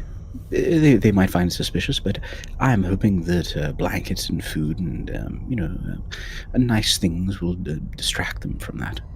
right. Why not, and follow me on this one, Mhm. just cut the rug into pieces and present it as blankets? We could do that, but we still need food. And while I could trade, pieces of gold or something, it's a rather small amount of material. Right. Or those little spiky things that Eamon has. He, kicks his leg out to the side and, with the side of his foot, taps Troy's foot. Come on, boy. Wake up. I've got shit to do. Troy kind of grumbles to himself and rubs his head, his, gauntlet rubbing up against, the top of his kettle helmet, and, his chain kind of coif rattling a little bit. His breastplate, there dented in a little bit, still a little bit bloodied, a couple scratch marks across it. Come on. Troy receives Isaac's hand, and Isaac helps him up. And Isaac kind of like fatherly sort of nudges him towards the door with a hand against Troy's back, and Troy lets out a yawn, stifling it with one hand, and pulls out a dagger from his side with his other gauntlet, and Isaac pulls out a sword from his hip, and they start to trudge off towards the doorway to start cutting up the rug, starting at the front doors. Do you have anything sharp, Eamon? Yes. He reaches into his pack, and he pulls out a knife. It's like a short silver, steak knife, and I will subtract it from my kit. I've already written down I've lost a spoon. Okay. I've lost a knife. Eamon, you, by the way, as you are speaking to Ilfharyn and you go to reach for this knife, suddenly your body starts to shift and contort a little bit as you reach Aberrant Horror level 3. Ugh. Sheesh. Your curse furthers and continues to gain strength, becoming more and more unpredictable and less in your favor. You're killing him. Let me see if that changes what my role would be for today into something worse. Let's see. But I would hand you the knife, but you clearly see I spaz out a little bit, I kind of clench my gut. Muscles tighten up. Yeah, my joints kind of move around weirdly. I fall to the ground. I just kind of sit and plop on the ground for a second. Okay, the knife will do. We're going to join them for a moment and help cut that up. And once we've got a bit of it, we'll come back here. We'll start making trades. And you would puke this black, thick ichor all over your wherever your feet are, your shoes are, just right across. As he begins throwing up. It's kind of sticky like tar, as it just leaves a puddle there on the floor and it spreads out across the top of your boots. I will just watch him, slightly bewildered. Ooh. I'm sorry, Ilfharyn. But now you can speak. Well, it seems to be the case. What, you just needed to throw up, whatever that was, this entire time? I'm not sure. Something changed, but I don't feel very well. Right. Do you feel well enough to cut up a rug? He stands up. That I could do. Alright, great. Just follow me. We'll get over there. Any specific size you want for these things? As it kind of shouts back from towards the front door. As long as we can pick it up. Right. And I will head over there. I'm assuming Eamon also is following me over there, and we'll also start cutting up the rug. I'll be using my rapier and kind of drawing a line across the rug repeatedly, hoping it severs the little fibers. Isaac and Troy are kind of lifting up the rug at the sides, and then like starting to cut towards each other from the sides to the middle, and then once they cut a strip, probably about like 8 feet in length, and they roll it up, and then just kind of leave it there, and they go on to cut the next one. Their technique is pretty good. It's like when you use scissors to cut paper, and you don't even have to like cut or like work the scissors. They just kind of like glide across the paper, you know. Mm-hmm. It's like that sort of, and you can hear like the fabric of the rug tearing as they're severing like the strings that would go across and cause resistance to the dagger and the sword. Do we have to carry them too, or is that you? We'll all be carrying. Just once you cut something, go and dump it by the mirror. Do you have a certain number of these that you want? If they're 8 feet long, each of them, and he kind of like gestures with his finger. Mm-hmm. What, like 5, 6? I would say 5 or 6. 20. Look, we'll do this for a few minutes. You just want us to cut up the whole thing? Maybe, Yep. if we've got time. And the whole length, it's like 170 feet I from mean, the front door. Put it this way: if we don't have to do this again, then next time is going to be quicker. Well, that's there's a lot of the material that Yeah, we'll just store it away. We'll just put it with the food, and we'll tell them that the rug was tainted by the god. Yes. Yes. Right. Silly. He starts dragging a rug. You see, he doesn't pick it up. He drags it. Just dump it all over there, and once we're, I don't know, say a third through this, we'll start making trades. He continues to drag it. And Isaac and Troy like lift up sort of together 2 of them at a time, like one over each shoulder, and they begin transporting them. You said about a third of the way, so right, a third of the way. Yep. So about 60 feet of this is being cut up. So what is that? 7? Like, we'll just round it. 8. They do 8 lengths of this, and transport it over towards the mirror. And about the time that the 8th one plops down, I wanna come back over to the basement where Stazriel, Lodin, and Rylon are now down there with these like 8 civilians that are practically prisoners. Okay. I will just kind of usher them to stand near, like, kind of take a seat or whatever, or get comfortable, kind of grouped up near the door, as we kind of put a bit of space between them and where me and Stazriel are, and Lodin. The basement is kind of... There's a lot of small rooms, sort of. Like, the 2 stairwells come down to a single hallway that goes side to side across the cathedral and links up the 2 stairways that lead into the basement, because they're on the left and right side. And then from that single hallway, in the middle between the 2 ends, is a single hall that goes down lengthwise with the cathedral. And off to the right and the left, there are doors here and there. There's maybe like 3 doors on each side. They all seem to be locked. And then it opens up to a large room without any furniture that seems to be storing a bunch of stuff covered up in claws and sheets and rags. Kind of like you'd expect any creepy basement to have in like a horror movie or just a grandmother's basement or whatever. Like somebody who has been hoarding a bunch of stuff and covering it up so it doesn't get too dusty. Got it.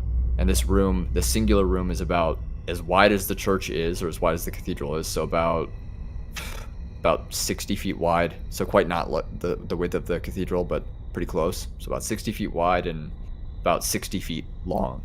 Goes all the way to the end of the cathedral. Okay. Just one big room with like there are clumps of gathered up stuff pocked all over the place here and there across the room, and the walls are all lined with extra stored stuff. And there's a strong smell of like dust and mildew down here. Okay.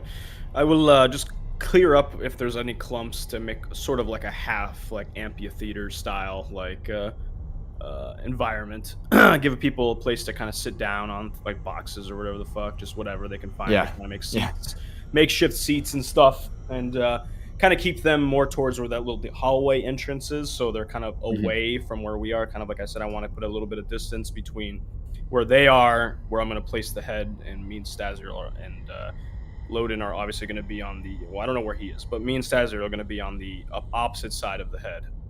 So. And I will just place the head kind of like right there in the middle of the space, and I'll keep it covered still. And I will slowly start taking out incense and candles and kind of placing it around. I'm gonna do like a diamond formation of incense and candles around the head, sort of like the symbol of Solima itself, the crest. And and then is the ground like wood or is it like dirt? It's it's actual stone. Okay. But it is covered in a thin layer of like accumulated dirt from people like tracking it down here pretty much. Okay. Like you can hear it grinding with every step, but it's not like the whole floor is dirt or anything. Okay. I will look around for like some sort of object, a pointing object or something, and I will do like a rough sketch in the dust and dirt of like the rays of the sun around the head itself. Okay. After I finish that, I obviously light the candles and stuff, and kind of stand tall and across from everybody. I say, on this day of Darkreign, we gather here in a former church of Malakir. We are here, my friends and I, to repurpose this place for something better. In honor of the silent Seraph Solima herself, we have been granted passage into Nov Ostoya, which I believe is for the purpose of bringing a bit of light in these dark times. There's like a grumble between a couple of the civilians. Not really audible or anything like that, just like one of them like leaning over and saying something to the other. The creature in the middle of the room was once similar to your friend Leopold here. Seraph, high and true, who believed nothing more than faith, in particular, a follower of Imperius. It's Loden. The guy kind of covers his mouth and whispers a little bit louder than he should to you. I don't say anything, but in his desperate times for power, and as things slowly creep from the darkness here in Ostoya, he decided that it'd be best for it to seek power elsewhere. Here, in the home of Malakir. This creature forego his oaths, stood his back against Imperius and his followers, and looked for something far, far worse. And I will unveil the head, make a big spectacle of it. Yeah, and as you uncover it, there's one person kind of like gasps a little bit. It's probably the same person that screamed earlier when Loden like unfurled his wings, and you see Loden kind of like off to the side with his arms crossed, just nodding like with a look of disgust on his face.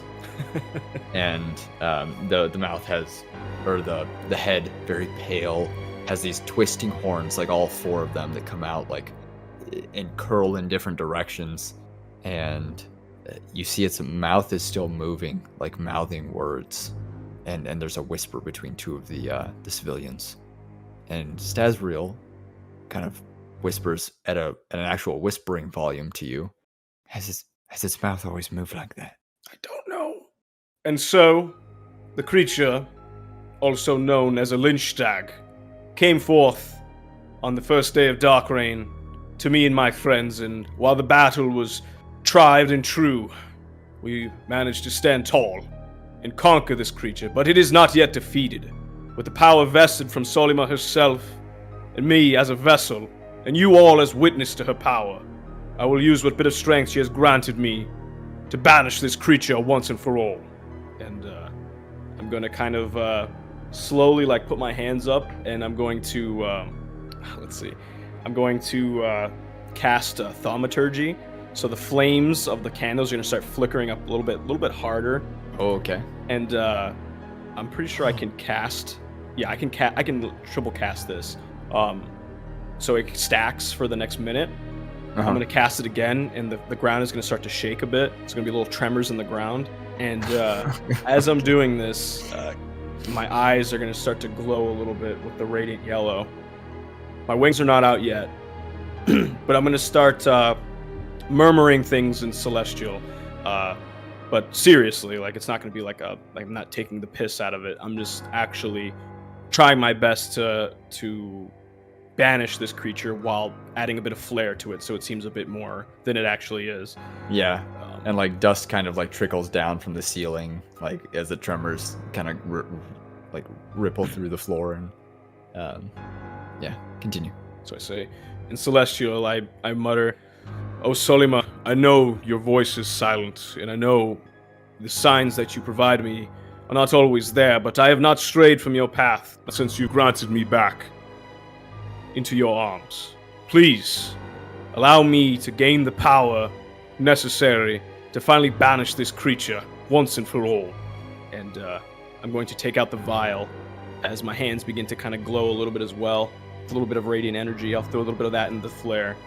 And I'll take it and kind of take the vial and kind of like, without opening it yet, kind of like trace it around the symbol that I put in the ground. Mm-hmm. And kind of walk around the symbol, slowly tracing it around, kind of muttering, just a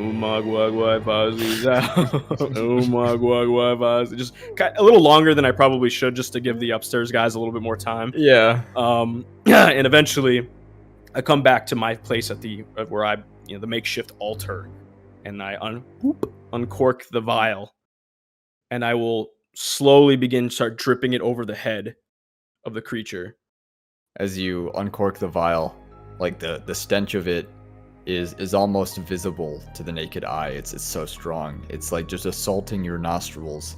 The scent of make a history check for me. Okay. History. 3. Dang. It's a mixture of scents. One that you notice is kind of like the scent of something dead, like decaying, sort of like an animal perhaps, or flesh or plants or food, like something just rotten, decaying, nasty. But as that happens and you start to like drip it onto this, you said like just on the head of it? Yep. I'm just kind of spilling it around in a circle around it and on top of it, as much as the vial will allow me.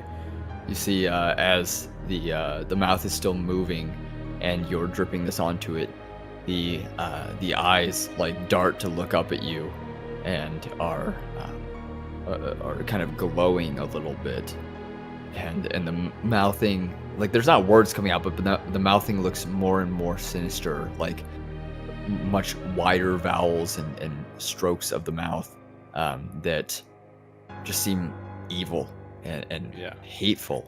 Yeah, it's fighting back. I get it.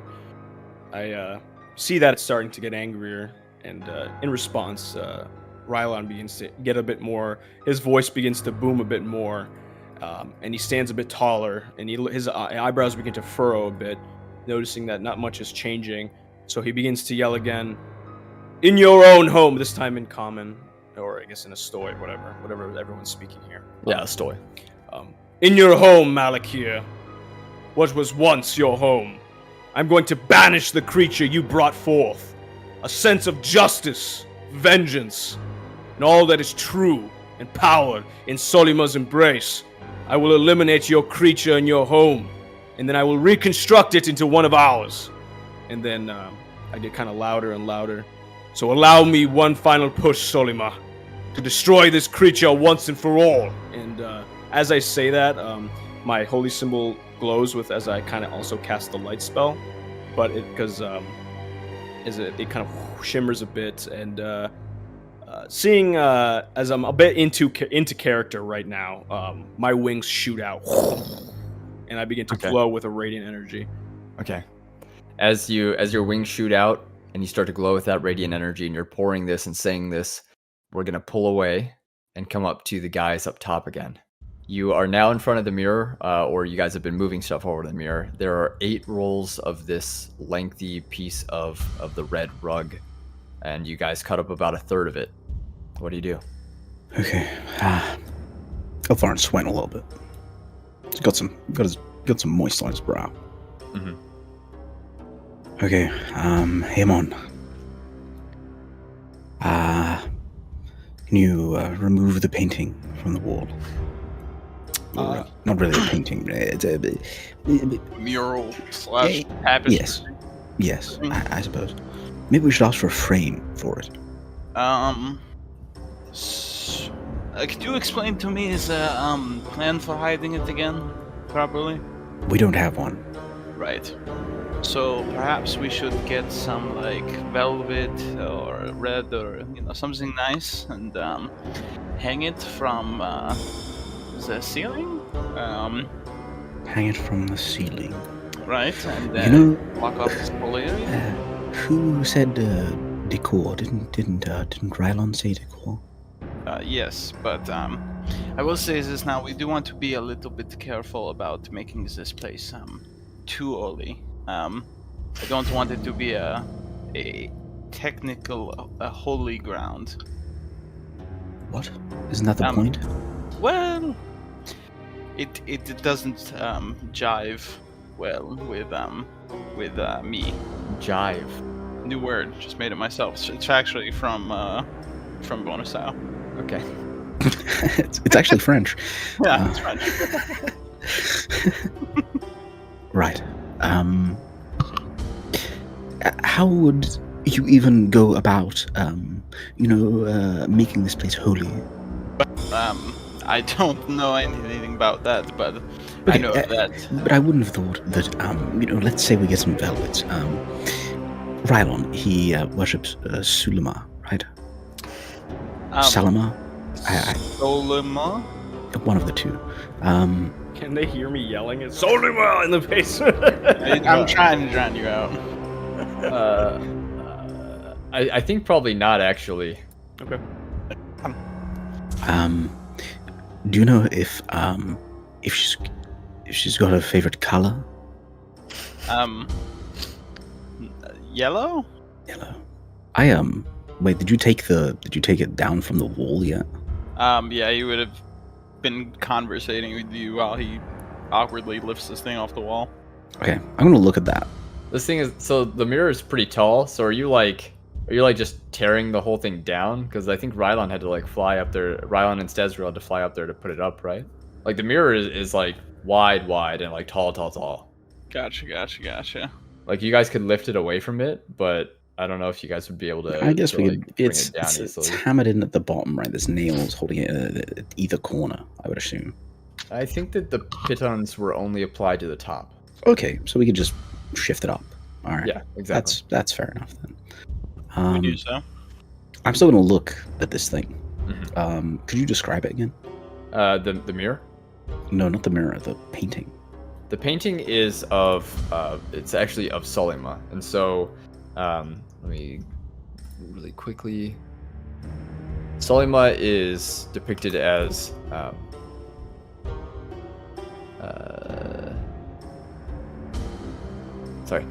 Solima is depicted as a robed, long-haired woman bearing a glowing greatsword and whose feet do not touch the ground.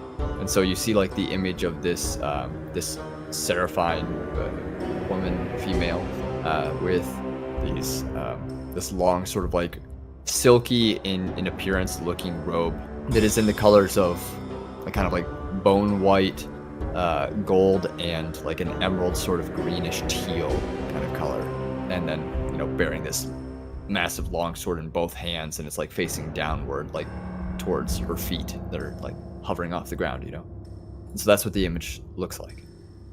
Okay, and you said bone white, something. What was it again? Teal. Bone Green? white, gold, and kind of like a emerald sort of tealish color. And is this robe? Is it like a gradient? Is it all different colors? Like No, it's like so it's bone white, Mhm. right? Kind of silky looking. It like shimmers. That's what I mean by like the silky looking Mhm. appearance. And she has kind of like from the collarbones down towards the bottom, it's like pinstripes of gold, and then in the center, the like tealish emerald sort of color. Fran looks at this and furrows his brow. I guess it could be gold or that sort of greeny color. One of the two. Shouldn't we, sorry to interrupt the both of you, but shouldn't we worry about the food first? Not Yes. decorations. You're right. Okay. All right. I'll knock on the mirror. There's a pause for a moment before kind of stepping out from the darkness and just into view this glass figure. It looks like a man, and one of the arms is completely okay. Very kind of humanoid structure, smooth skin. You know, it's all glass, but it's like quote unquote skin. But then past the arm, like when it gets to the shoulder and the rest of the body and the head, is just like jagged, like the figure was shattered and then kind of like pieced together, but not in the right way. And so shards of glass are sticking out from like the back and chest and legs and hands and arms. Well, hand and arm singular, because one of the arms, as I previously said, is normal looking. What do you seek? What do you seek? What do you seek? Hello. The voices all kind of like overlap each other in different tones, but all said at the same time. Look, we've got some presents for you today. Seek. Here, can you help this up, Eamon? I'll grab onto one side of the rolled rug. Yeah, I would assist them lift the other side up. Okay, my friend. We require food. I feel like I should be more specific. What if he gives us seeds or something? Well, you should be very specific, and it should likely probably be in what's the word in fantasy? I'm trying to think of how to say inorganic, like not a living thing. I don't think inorganic would still apply. Yeah. Okay. Non-organic thing. You mean so it doesn't perish? Well, I don't. Do we even know if it can do such a thing? No. So perhaps a test prior to wasting a good portion of material. Okay. But put it down, both at the same time. Okay. Okay. Yeah. You be careful not to drop it. All right. I'll shift my backpack around my front. Take out a single piece of gold. Mm-hmm. We need well, what's a good food? Bread's perishable, right? That it's going to go Right. moldy. But I mean, certain types of bread last a long time, like tack. Like the ration bread is meant to last. Okay. Depends on the type of bread you are talking about. Okay. What I would do for a loaf of hot, fresh bread. I'll reach into the bag again. I'll pull out the only rations I have remaining. Pull the top of it, and I'll pluck out the bread within. And I'll sort of wag it in front of the mirror. I need this, some more of this. And then is his hand out? His palm up? Yes. So he's got kind of like the gesture, like, you know, the gimme. Mm-hmm. I will press the gold piece into his palm. Okay. He kind of like, his hand flips over and the middle finger, index finger, and thumb come together, like pinch the coin as it starts to come through the mirror. And he kind of like brings his hands together behind himself and then brings them back forward and extends to you like a little wafer as it like phases through the mirror towards you. I will take it, and then I will take a bite. It's pretty sweet. It's like, you know, the inside of Kit Kats? Mm-hmm. It's kind of like that, where it's pretty thin in material itself, but it's like sweet, you know? Has like a nice little crunch to it. Does it feel nourishing? I mean, it tastes good. Huh. I don't know if something. To me, I think it's like normal food, really, just a bit sweeter, actually better.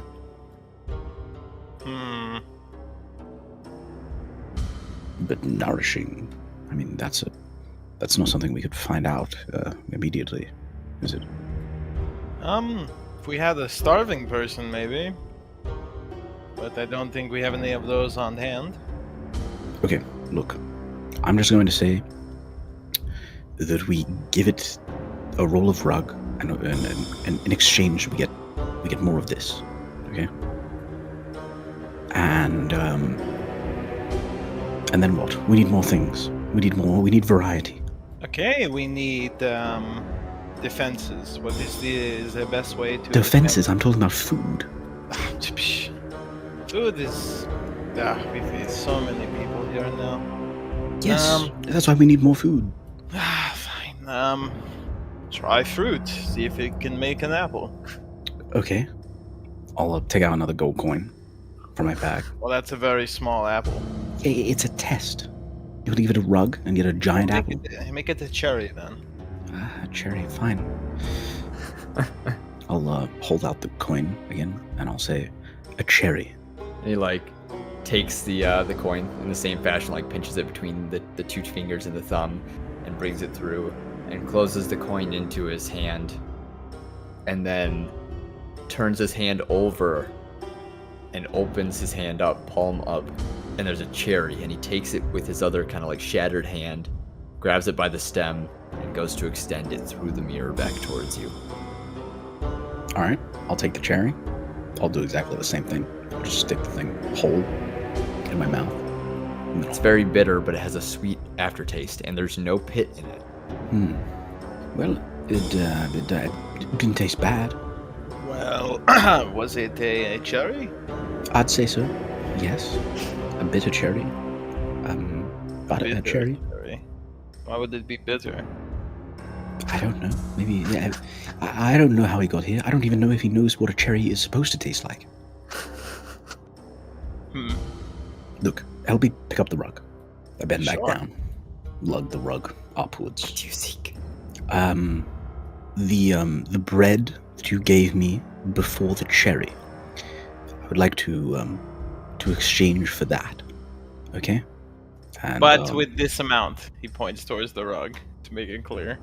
Yes, this amount. This is a big present. We understand this is a lot of material for you. So, make it good. Well, yeah, he's not stupid, Ilfharyn. There's no Again, need to I don't know if he the ever thing. knows what bread is supposed to taste like. It's best to be specific about these things. Make it No, good. He just- says he lugs it into the mirror. Yep, I'll do the same, following up and pushing it in from behind. Okay. And as he sort of, like, you push the rug in, and he sort of like feeds it into the darkness. Like as you're feeding it into the mirror, he's like kind of ushering it along into the darkness, where it like fades into black just a foot or two past what you can see into the mirror. And then the glass man holds up one finger as if to say just a moment, and fades kind of into the darkness, like stepping back a couple times. And there's a long pause of like a minute or two or three. It's really hard to tell. It feels like it's forever, but it's not really forever. Come on. And the thing comes back, like sort of hunched over, both arms cradling under this, essentially like a log, and like holding it between its legs as it's like waddling forward, and goes to stretch it and push it back out into the mirror towards you guys, where the surface of the mirror sort of ripples and shimmers like water. All right, come on, grab it. Yeah, I would grab it and start pulling it. What he provides for you guys, because the rug was rolled up, but there's still like empty gaps in there. What he provides for you guys is basically a log of this same wafer that is, if you had to measure the rugs, the cylindrical, diameter of them would be, I don't know, like a foot and a half, and this log that he gives you back is like half a foot in, so about 6 inches in thickness, but is super long, like 8 feet long, as he stretches it out to you guys and kind of like feeds it through. Okay, this is a good start. Why did we have Now to have- take all these people? Like an 8 foot long, 6 inch wide wafer stick. Okay. How long do you think it would take someone to eat through this? What about 20 people? You know what? Can I do like, I don't know Like what an this insight? Well, maybe insight, maybe just intelligence or something like that. Or maybe, insight would work, yeah. Yeah, Up by to all you. means, go for it. Insight? Yeah. Alright. Not good. 7. It's tasty and it's a lot of food, but it's not really the most filling food. You can't really gauge how long it would take for people to eat through this, or even how much of it would be a sufficient amount to eat in one sitting. We need more of this, and we need, I don't know, dried meats as well, perhaps? Alright, pick up the next one. Come on. Okay, I dried the next one over. Alright, let's say, what's your favorite animal to eat, Eamon? Favorite animal? Wow, that's quite a difficult question. We're burning time here, Eamon. He's like sitting there thinking to himself, well, just go with basic beef. Can be made into so many delicious ways. Alright, okay. Dried, like it's been cooked and then dried beef, okay? Preferably in strips or something, you know. Well, we can just cut it into strips. We do have a knife. No, but he can do that. It's far easier. Alright, just feed it in. I would feed it in. The creature offers out both arms, sort of unfurling them, one very jagged, one very clean, palm upwards to receive the rug as you start feeding it through, and starts to shuffle it back into the darkness as you guys are feeding it into the mirror. And then it, as you have fed the whole rug in, it turns around and steps one long step into the darkness, where once again a certain amount of time passes before it comes back to you with it's a very strange sight. It's like a big, same as before, a log of meat, but it's much shorter this time, but made up for in its shortness by width. So it's about 2 feet wide, kind of like a stump, and I don't know, a foot tall. So it's 2 feet by 1 foot of just meat, densely packed into this little cylinder, and it kind of raising it in both hands extends it out towards you guys into the mirror. Alright. Alright, yeah. I'd start taking this heavy-ass log of meat. You realize that it's very heavy once you get it. It's it's 80 pounds in meat. But once you get that, and once you have that wafer, we're going to pull away from you guys and kind of think of a list amongst yourselves of what you would exchange the rest of these rugs for, and we'll just kind of fast track those exchanges. Mm-hmm. But for now, we're going to come back to Rylon, who is down in the basement, and you were just dribbling this liquid onto the head, and its eyes were glowing, and it's mouthing words in an angry way, and as its head is starting to sizzle from this liquid, you see all of a sudden this little sizzle turns into a single flame. It just poofs, ignites, and it's sort of a tealish green color, like your normal radiant energy color, and it starts to spread. It takes maybe a whole minute for it to engulf the head, so I don't know what you're doing during that time, but as it's doing that, it's there's pops of flames, you know how wood pops in a fire. Yeah. And sparks go off. Yeah, it's kind of like that, but these little pops are little small mini ignitions of new flames that are in different colors, like purple and red and orange and blue, and that kind of burn and mix in back with the green, and then just pop up everywhere. And soon this head is completely engulfed in this flame. It seems to be just eating through it, and you can see the eyes, and one of the eyes falls out of the Lenchstag's head and starts to roll over towards one of the civilians. Ooh, I walk over and I fucking squish it. Rylon, this is much more gruesome than I expected. You're telling me. Do you think he kind of looks at the civilians, and they're mouths are curled in gross, Mm-hmm. It's a lot less entertaining and a lot more but as the flame starts to die away, the leftover image of the head is that of a skull that has no muscle and no flesh on it, and it still has these horns, and you see the teeth that are lining the jaw are just very human. The whole skull is very human in appearance, it's just a little bit bigger, and it has these horns.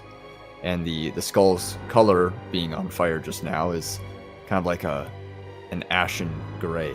But that whole process would probably take a few minutes. So I don't know if you do anything else specific during that time. No, I would just be standing there with both my hands out, kind of towards the creature, kind of making it look like I'm still siphoning power to destroy it, and my wings are just fucking fully out, and I'm just glowing and stuff like that, just kind of keeping on the facade. But I won't say anything else until this thing has completely died out. As it dies out, the candlelight is still there, and there's kind of like a charred ring around it on the ground, and the skull is there, and it's no longer moving. And you hear kind of like a clap, like a single clap, and then like a second clap, and a third clap. And nobody joins him, but Lodin seems to be clapping off to the side very slowly. Well, that's over with. Good show. Right. Would you like to pay any final respects before it is completely banished? I have none. The thing was disgusting. Have you ever encountered a creature such as this? No, I haven't. I look towards the people as they sit there in disgust. This is but a taste of what creatures lie in the shadows. People like myself and Lodin here, as the wings are now fully exposed and the jig is up for me, do our best to stand in Solima's stead, to take care of all those who wish to seek her guidance. Let this be a taste of her power. It's kind of like a metaphorical sound of crickets from the audience. Can we go now? Yes, we can go. I will. I'm gonna. I take the charge though, and I kind of with a gust of my wings, I put out the candles. And I will pick up the skull of the head and make my way towards the entrance, kind of pushing my way through all the people to kind of get in the front. And as I make my way up the stairs, I yell as my voice booms with thaumaturgy 3 times as loud as normal. I hope this was a lesson for you all as we rise back to the light. That Solima will always be here for you, as kind of like letting everyone in the boys know that we're coming up the fucking stairs, and I hope they're done. Cezreal's like snickering to himself, like kind of, you can hear a slap of his hand across his face, like face palming, as he's behind you in line, and in the very back you can hear echoing through this corridor, Lodin. Yes, a very good show of Solima, and I hope that all of you have learned something. If you have any questions about Solima, feel free to come to me, and if you have any desire to join the faith, then I am the place you should start. And you hear like some more grumbling and whispering between the people in the line, and one of them's just like, "Oh, gag me." As I get to the top stairs, I kind of open the front door, and I just kind of chuck the skull outside. Okay. Very unceremonious.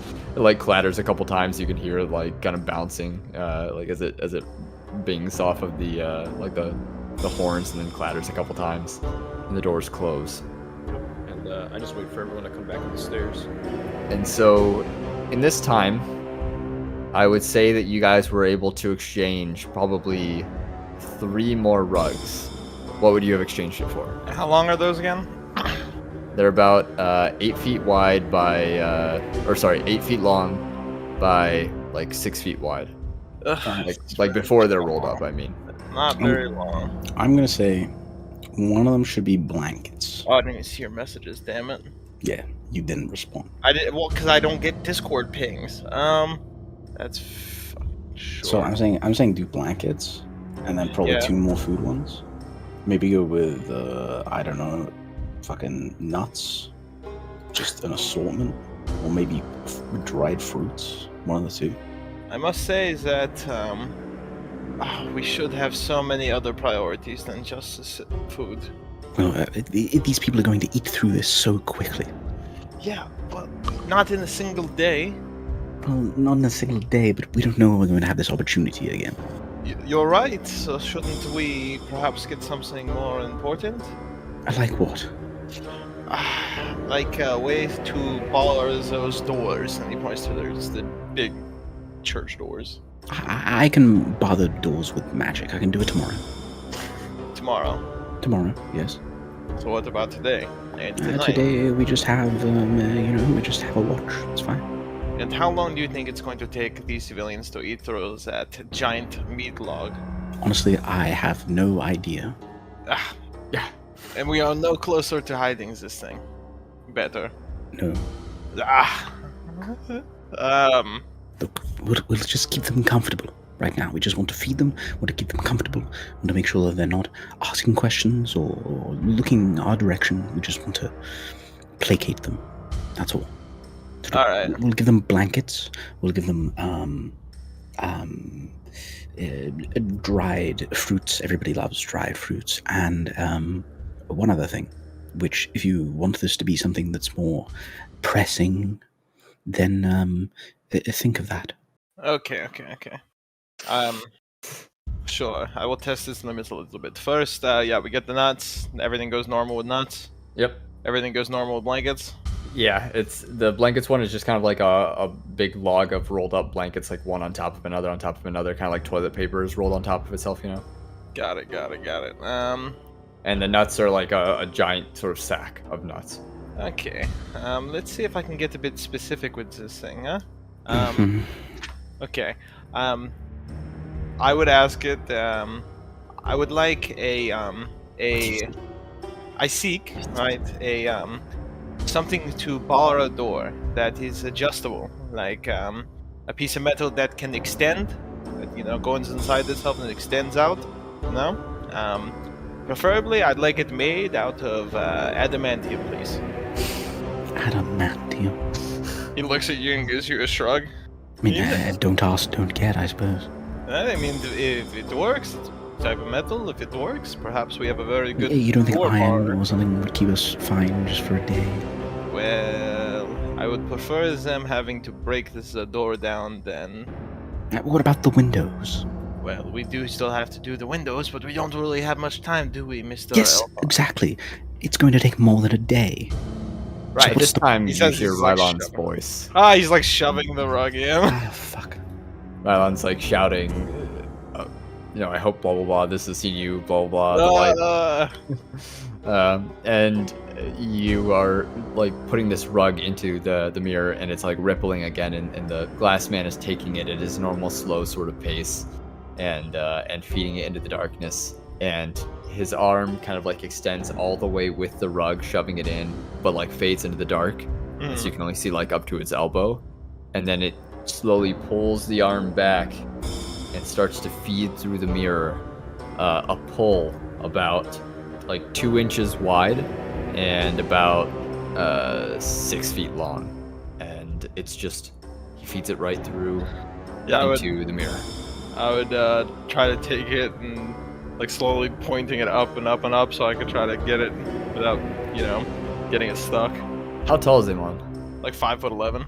Yeah, so it's like just as tall as Eamon, and about 2 inches thick, just a pull, and it's pretty heavy. Does this appear to be made out of any material that I recognize? I don't know. Would you recognize? I don't even think I would have. I would have just heard of it. It's very expensive. Okay, well then it's So it's not Very- something I recognize. kind of like a different colored steel, I guess. This will work. Does it seem to be able to like? I'm like fiddling with it. Does it seem to be able to like get smaller? Like, is one side smaller and the other kind of like twist down and become smaller, or does it seem like it's solidly just a pole? You can make a perception to see if you I see will any do sort of so. mechanism or method or anything. Yes, sir. I will. A 20? Yes, sir. Nothing stands out. Son of a bitch. It's just a pole. Okay. Well. Well, Was this fit in the doorway? I Who knows? He look drops. I feel like the doorway is longer than how long was this? 6 feet long? This is like 6 feet long, I believe. Yeah, I feel like the doorway was wider than that. It is. It is most definitely wider than that. Yeah, it's like A fucking huge. pole. All right. Okay. He lowers the tapestry back down. Oh, we'll see you later, friend. Okay. Goodbye. He says as he like lowers the mirror down, or the covering of the mirror down. Kind of like raises a hand as you're lowering the covering for the mirror, but like isn't waving or anything like that, just like raises it. Yep. He tucks it back down and looks around at the cut-up rug all around him. Meanwhile, Isaac and Troy have been like shuffling everything into that sort of side storage as you've been feeding it through and getting it. So like all of the food and blankets and everything have been moved off to that side room. What about the rugs? Are they still here? They're still there. Alright.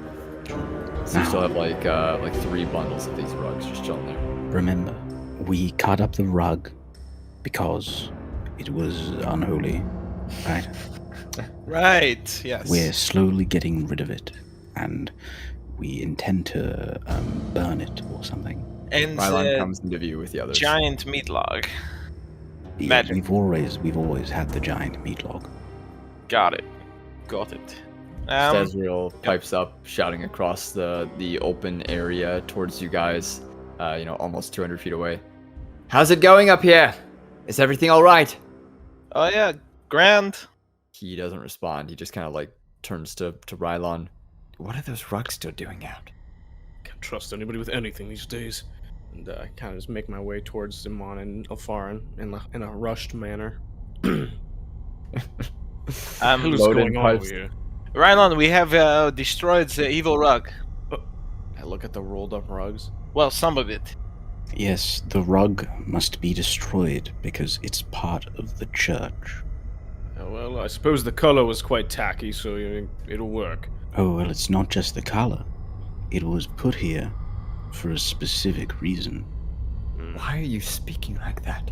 Also, do you happen to know what your god's favorite color is? What? It's a simple question. I would imagine it would be either like a lightish green or radiant yellow, but Well, one of them. Just one of them. I just need one of them. the light green. Okay, perfect. I like the redecorating that you've done in here. Suits the place. I never liked the color red. Very sinister. Yes. Evil. It is. That's why we're getting rid of the rug. Solomon bless you. Yes. Anyway, to feed your people, you may make use of our meat log. Hey, you've been feeling better. He gives you the shaky hand. Yes, don't mind the puke on the floor. Oh, what? Yeah, there'd be like a pile of black goo. Where's the altar boy? Stazriel. Stazriel's like right behind you, hidden behind one of your wings. I'm right here, Rylon. Do you mind, Rylon, I'm not going to clean up Eamon's mess. I look towards, is Loden here with us? Loden's like right next to you guys. I whisper over, you can't get good help these days. Truly, you cannot. Do they even believe in Solima? He says like a little bit louder than he should. Like clearly Stazriel can hear him. Well, my altar boy here, he's probably one of the most, he only speaks of Solima. Every time he wakes up, every time he goes to bed. It's been quite promising, truly has. Since I've met him when he was such a wee lad, he grew to something even better. Honestly, he might even surpass me one day.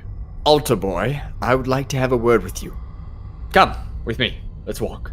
And he kind of like reaches an arm out to like place his hand on Stazriel's back and kind of like guide him with the other hand towards As Stazriel goes, like, if the arm gets put around him, I kind of like try to catch his attention off to the side of Lode's vision, and I kind of mutter the words, poaching. you see Stazriel's expression just like slack, like mouth open just a little bit, like looking at you as he's being kind of like ushered off. And he turns his eyes back to face to Loden as they're starting to walk off. And you can hear him say as they're leaving, "Yes, I love Solima." Hey, if anyone's gonna enjoy the situation, so am I, brother. Don't worry. Oh, God. I look towards the crew. Right, so what have you gathered so far? We got a few good things. Eamon got a pole. Yes, I did get the pole.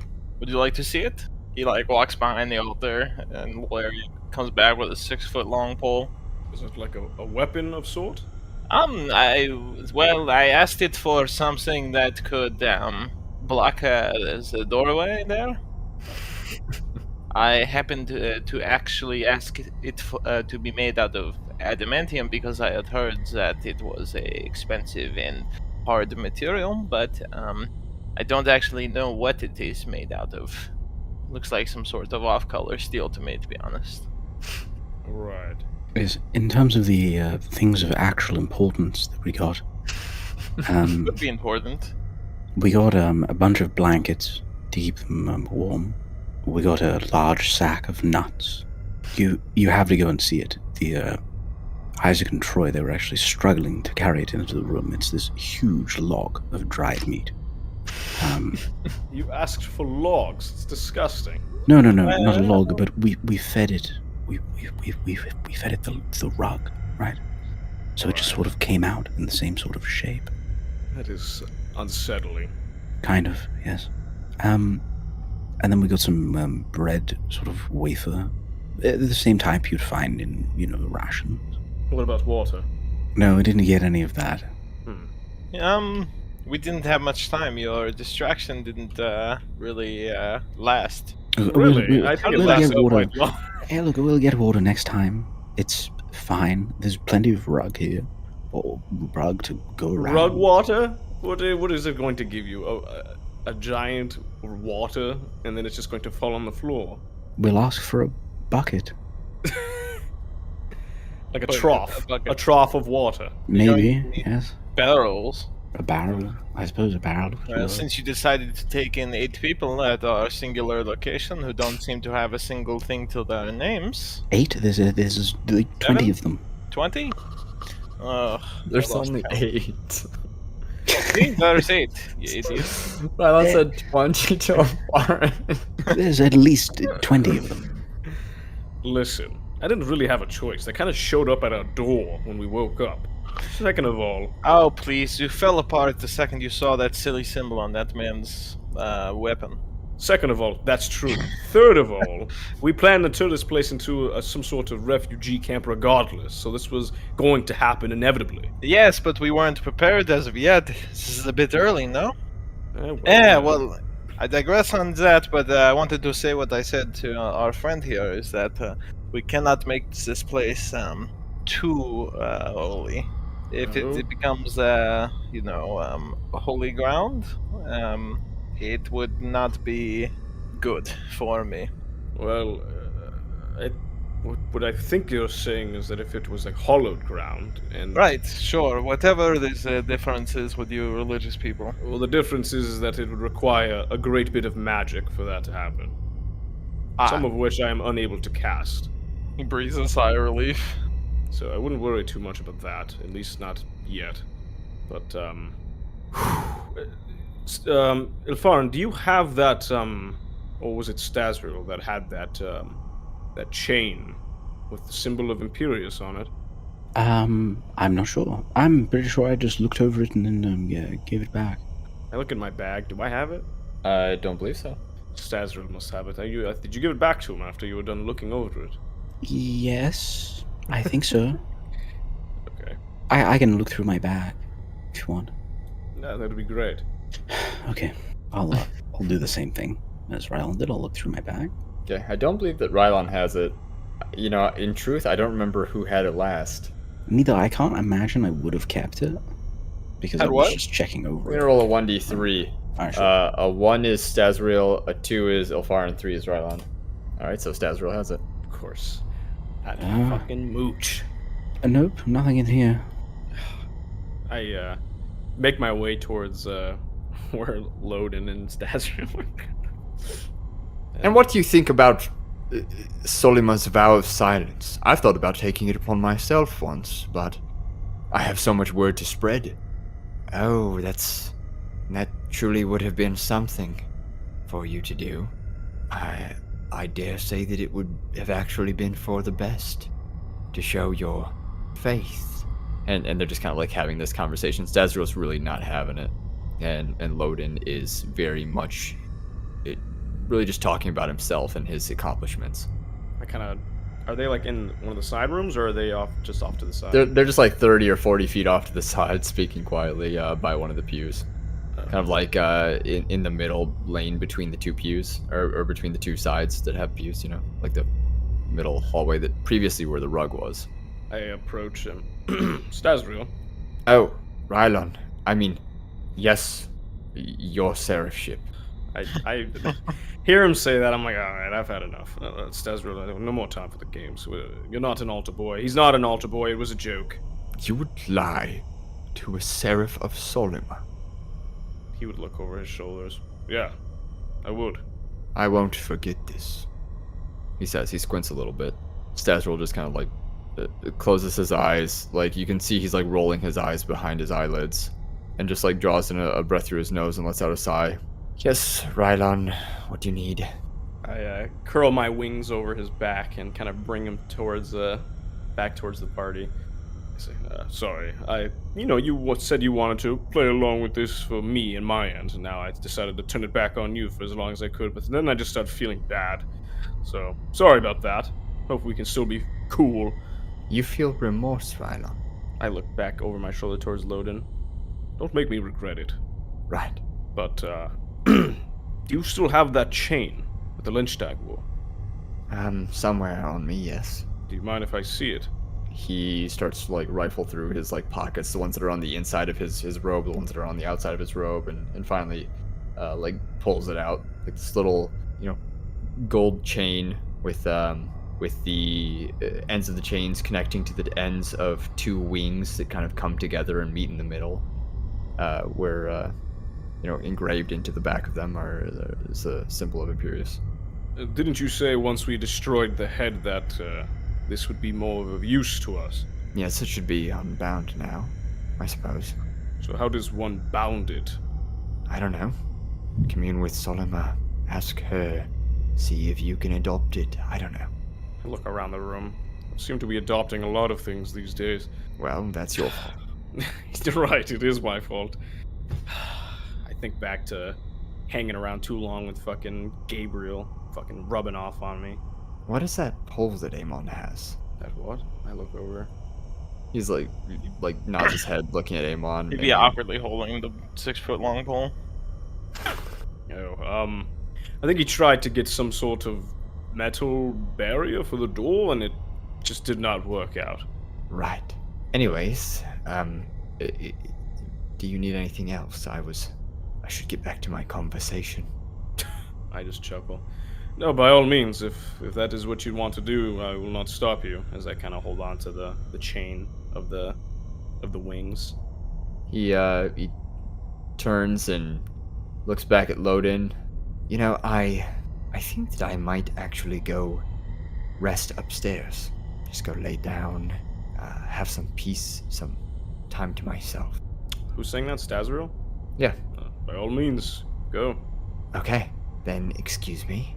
And he kind of like shuffles around you past your wings and goes to make his way for the stairs that are at the front of the building. So he has to walk all the way like down the center way to the stairs that'll lead up. Okay. I quickly make my way towards the side room where Troy and Isaac are. Are they like inside it, or are they just kind of like coming out of it? Or what? Yeah, they're inside it, probably like rustling around, organizing stuff. You know, they've got this giant roll of blankets. The door is like cracked open just a little bit, like not fully closed. Okay. I just kind of open it enough for myself to kind of slip in. Okay. I see.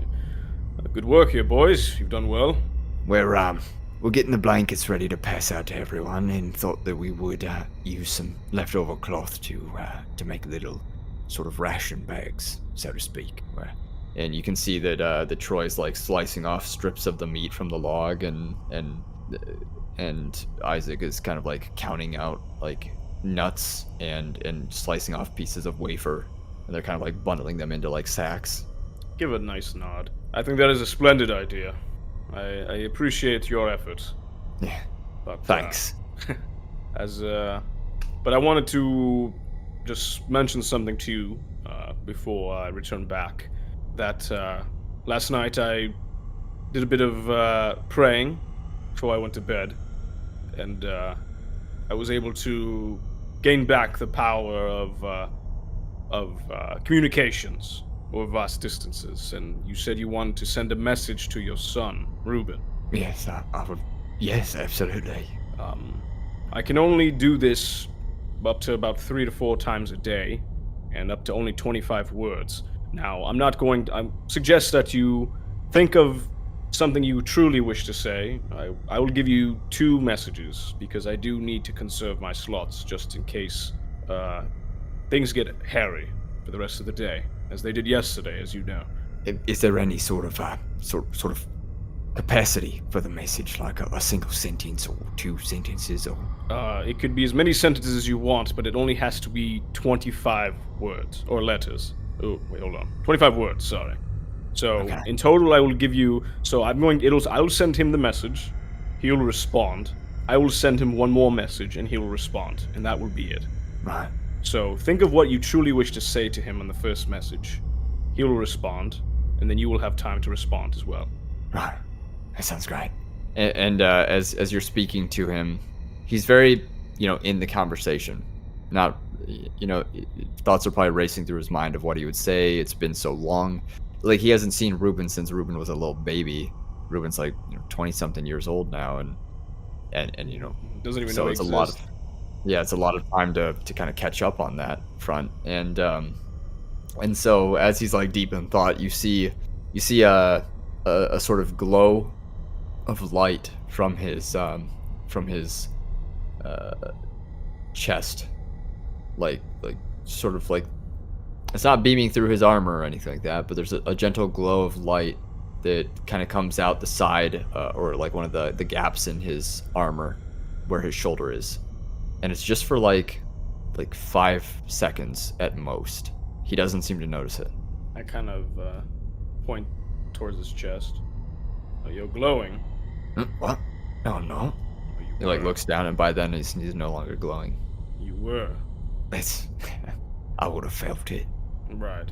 Well, like I said, take some time to think on it, and whenever you're ready, let me know. And kind of give them both a nod and make my way outside of the storage room. Okay.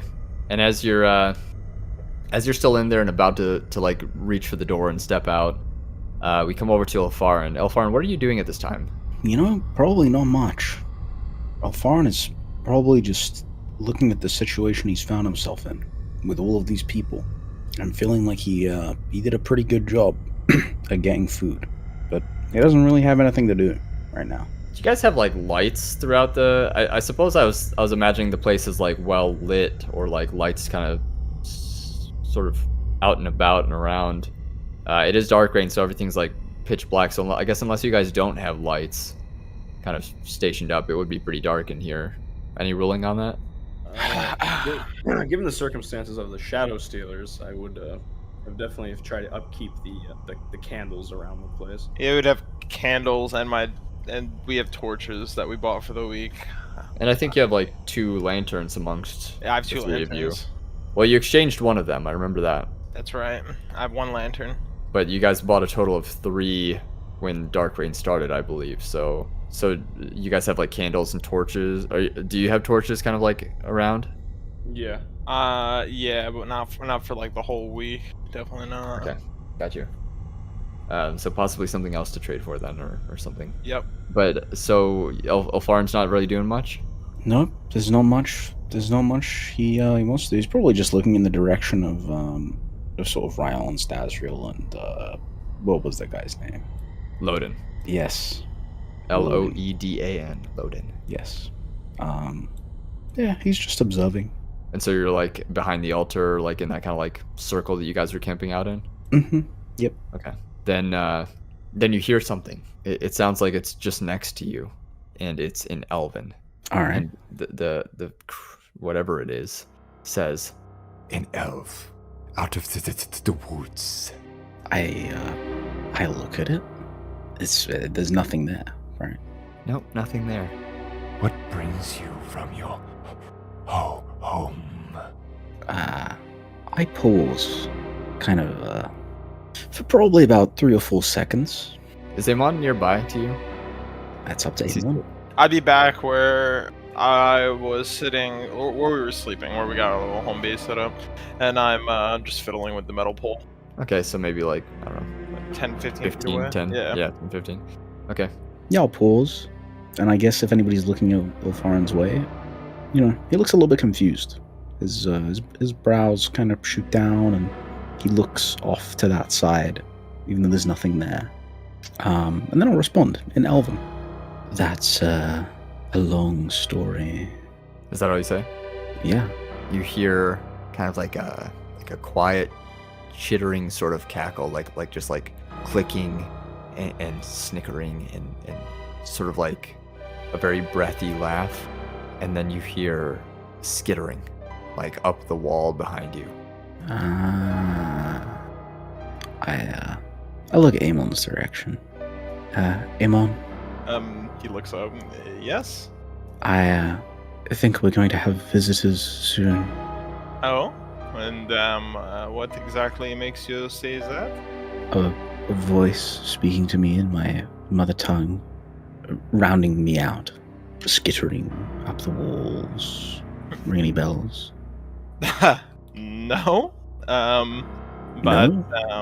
Well, I can't think of anything that particularly does that, but Nothing that skitters, nothing we saw in the past, nothing that hates elves.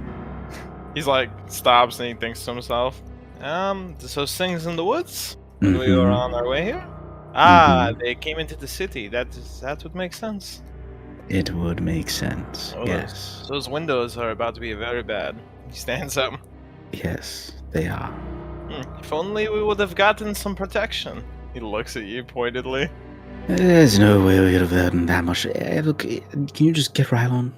Yeah, I stand up and brush my legs off a bit, and I jog over to where Rylon's at. Where's Okay. Rylon at? Rylon is just opening the door as you are just reaching for the door into the storage room. Pal? Yes. So the door like opens up. Which one of you actually grabs it, or are you just both kind of like simultaneously doing it? I'm like I coming up open it behind and him. Which way does the door open? It opens outward towards Eamon. I guess I catch him as I push it open. Oh, sorry about that. Is there something you need? Yes, there's particularly bad, creepy crawlies on the outside of the building.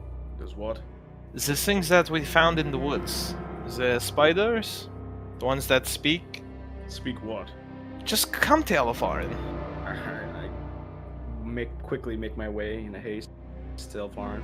I would follow. Okay, he's not very far away. It's like a 40-foot walk to get to him. There's things crawling up and down on the outside of the building, and they spoke to Ilfharyn in Elvish. Now that As we arrive.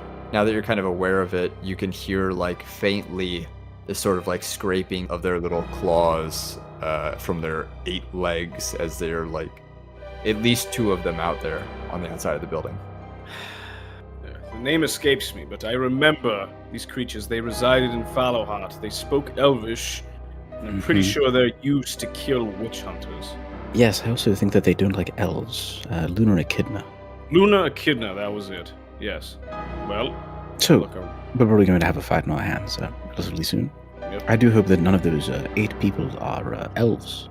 And we should probably inform our witch hunters. Probably, yes. I'd go look around for Isaac and try to let them know. yeah, they're back in that room. I say, Back there. Just round them up, maybe put the people somewhere safe. Maybe in the basement, I don't know. make my way towards the people. It's as you're rounding up the people, you hear kind of like screeching from outside the front doors. It's a little bit faint, like it's perhaps a short distance away, but close enough to hear. I just usher people to the basement. What's going on? Why are we going to the basement? We're going to be dealing with some nasty creatures, and unfortunately, they're going to be making their way inside. Hopefully, no, not hopefully, but they will be here soon. Creatures I- here. Yes. When? Where? Now, probably in the next minute or so. Anywhere, but not the basement. So get in the basement. He kind of files in with the rest of the others, and they start making their way for the basement. Loden approaches you, puts it on, like kind of against your will, perhaps, I don't know, up to you.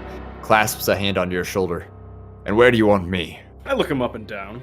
I say, I want you to be up at those windows. If anything crawls their way in, I want you to chop their fucking legs off. He squints, nodding briefly, and begins to flap his way up, slowly kind of hovering up into the air, looking down at you as if better than you, and says, I can do that. Right. Disregard his motion, but and I look towards Eamon, do you have that barrier thing? Is it going to work?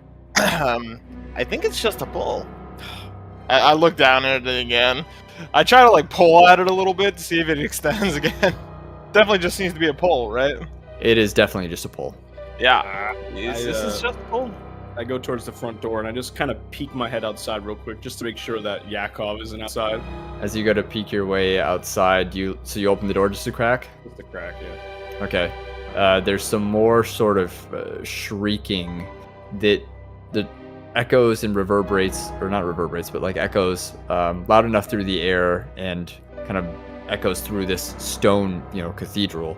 Loud enough for Ilfharyn to perhaps pick up on that it's Elven, but I'm not sure if Ilfharyn can hear it. You're welcome to make a perception. It's a little bit faint for you. Sure. That will be a 12. 12? You hear it shrieking, and it's kind of like stuttering along the way as it's speaking, but something along like, Come. Here, beasties. Follow me. It sounds like it's rounding up its friends. Right. Well, I'm not going to be able to fight as I normally do here. It's going to be bad. But why not? He looks around at all the people and the fucking seraph. Well, the people are in the basement, but there is a Oh, seraph. right, up there. seraph rather. You're like that.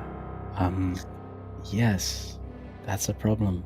It's not going to be great, especially if I get hit more Look, than 2 times. we'll see how it goes. Maybe that one, I point to our friend up by the window who's looking down at us like he's better. Maybe he's actually good, Maybe he'll just deal with all of this himself. I'm actually worried about him being good. Too good. You'll be fine. But we should take battle formations, take a stance, back to back to back. Likely in the middle. They're going to be, aiming for myself and the witch hunter. I nod. I look over for Isaac and Troy. Isaac and Troy are kind of like in the middle between the altar and the front doors, kind of like looking around, and you can see now that there's like that faint glow coming from within Isaac's armor. Not quite going through his armor, but like you can see like glimpses of it through like the parts where plates meet other plates, and there's small gaps. Okay. I will be holding an action, kind of preparing a spell for as soon as I see any creature make its way inside this fucking church. Okay, how far back from the doors are you? I don't know, boys. How far back are we? Doors can make a good funnel, but I'd probably say, well, yeah, but there's the windows as well. That's the issue, and these things can climb. So, I'd probably say we're nearer to like the altar. Maybe like if you were to draw a line between the front door and the altar, I would say we're like 2/3 up that line towards the altar. Okay. my only concern is that the basement door is near the front door. True. So if Okay, monsters yeah. go down there, they're Gotta gonna hold the door. All right. Yeah, we literally have to hold the door. Okay. All right. Well, in that case, we'll set up near the door. Sure. We could even set up in the basement. Prowl's drawn it out. It's like a funnel, you know. Yeah, there's two. What kind of weapon do you use again, Rylon? Magic. I know, but what's your physical weapon? I have a mace. Rylon, could you could you quickly smash a small area of the floor over there? And I could probably jimmy this against the door so it could prevent them coming through that way. I look over towards the door and I take my mace and I just start hammering down. Door opens inwards, right? The doors do open inwards, yes. Does it look like one door has to is one door overlapping? You know how doors can overlap? Does it look like I could cover Oh, well, we one of the made doors some from sort this of shit? barrier, didn't we, for the front door? You did, actually. With the pews. Yeah. That's right. I'm sorry, we recapped that at the start of the session and I completely forgot about it. Mhm. I almost forgot. And so we'll say that they're moved slightly out of the way for kind of the Yakov and his female vampire companion to get through, and then they were planning on just leaving it kind of like out of the way, and then that's when Loden and the others showed up, and so they came through. So you guys could definitely move that stuff back into place. All right, you three help me. Yeah, we do so. Yeah, I assist him. Yeah, easy enough. Like you guys definitely are. It's not moved super out of the way, so I'm not gonna make you like roll anything forward or anything like that. It takes just a moment. You're able to move them back into position, and they're very heavy pews, like very wide, very heavy. Oh yeah. All right. We should hold, hopefully. Sure. Now just mending windows to worry about. He says he like pulls his chain sight out. You guys hear skittering around you, like coming down from the walls. At least 2, maybe 3. You can't see anything. Just quietly waiting for something to happen, I suppose, on my end. Mm-hmm. I'm just looking towards the windows, hand on rapier. Did you guys say you were like back to back to back? Yeah. Okay. At least that would be with Rylon, yeah. Then on the side closest to Ilfharyn, seemingly like just feet in front of you is what it sounds like it's coming from. You hear that same voice again. They're on their way, elf. We won't need to lift a claw. It claims that something is coming. But who? You guys can hear the voice too. It's just in Elven. I don't know if any of you others speak it. I believe Oh Undead yeah, I does. do. Yeah, I do. I don't know who. I don't know what. Well, whatever it is going to die a painful death once it gets here. The last city will burn. The rest of your elfin kind. So, you got any fire spells for that thing? Perhaps, like, just blowing it up would be nice. Wish it would stop talking. Something smashes into the front doors. I have a A fire loud spell, thud. yes. Don't And then burn another. the church down. And then another, and it's like 3. It's like they're just running into the door, like hopelessly just trying to get in, like kind of crazed. Whatever it is that's just bashing itself into the door, and you see the door just budge a tiny bit, like an inch. Oh, that's not good. There. Here, elf. Will be watching. You hear skittering again as the figures. You don't see them, but they start to race up the walls again. There they go. Ah, so they say he just brought something else as a friend. He says as he turns away from the windows and towards the door. This is ridiculous. I hold my hand out towards the door, and right in front of where the pews are, I guess. Yeah. What's it called? If say the door pushes open and the pews kind of skid off to the side. So, how far away are we from the front door? Like 10, 15, 20 feet? Well, you said you're about 2/3 towards the altar, right? Well, no, that was the- before we came to the conclusion that the basement doors are right near the front door, so it's probably we're not gonna try. Oh, to then you're like 10 or 15 feet away from Okay. them then. So like 10 feet in front of us, I'm gonna cast Guardian of Faith at the front door, and Okay. this time a large spectral Reuben will appear, horns and all, on his helmet, as he stands there with a fucking. Well, I mean, they all come with a fucking greatsword, so he stands there with Yeah. a greatsword. But his armor, his white wolf pack, his wolf armor that he had on, and everything is just all there. I think then that as you do that, Troy and Isaac, I didn't really specify where they were before, other than them being like in the open, kind of between the altar and the doors. But now that you guys are closer towards the doors, they're probably there with you. And Isaac kind of like sees this figure appear and then looks back at you, kind of like wide eyes. Is that? We're gonna need all the help we can get. Might as well bring an old friend to help. Like a kind of like hopeful smile, like half of a smile, like crests at the edge of one side of his lips, and he lets out like a sigh, like or like a breath of air, kind of like one of those like I can't believe it sort of ones, just like a, and he takes up position kind of like right next to Reuben, and then tells Troy, hey, get on the other side. And Troy moves over, and so now Isaac and Troy are both sort of flanking this spectral Reuben, like side to side. And then another bash against the door, and another one.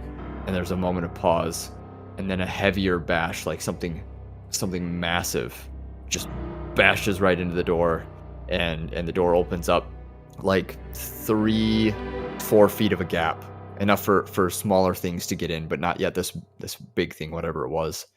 And as the doors kind of like partially open up like that, and the pews sort of skid and screech, then I think that is where we're going to end this session.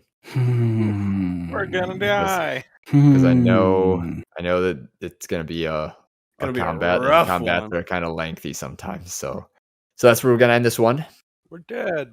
The Olsen family's back together. As always, we thank you guys for listening. If you, yeah, right, the Olsen family, like right there, kind of a cool picture. I wish somebody would sketch that.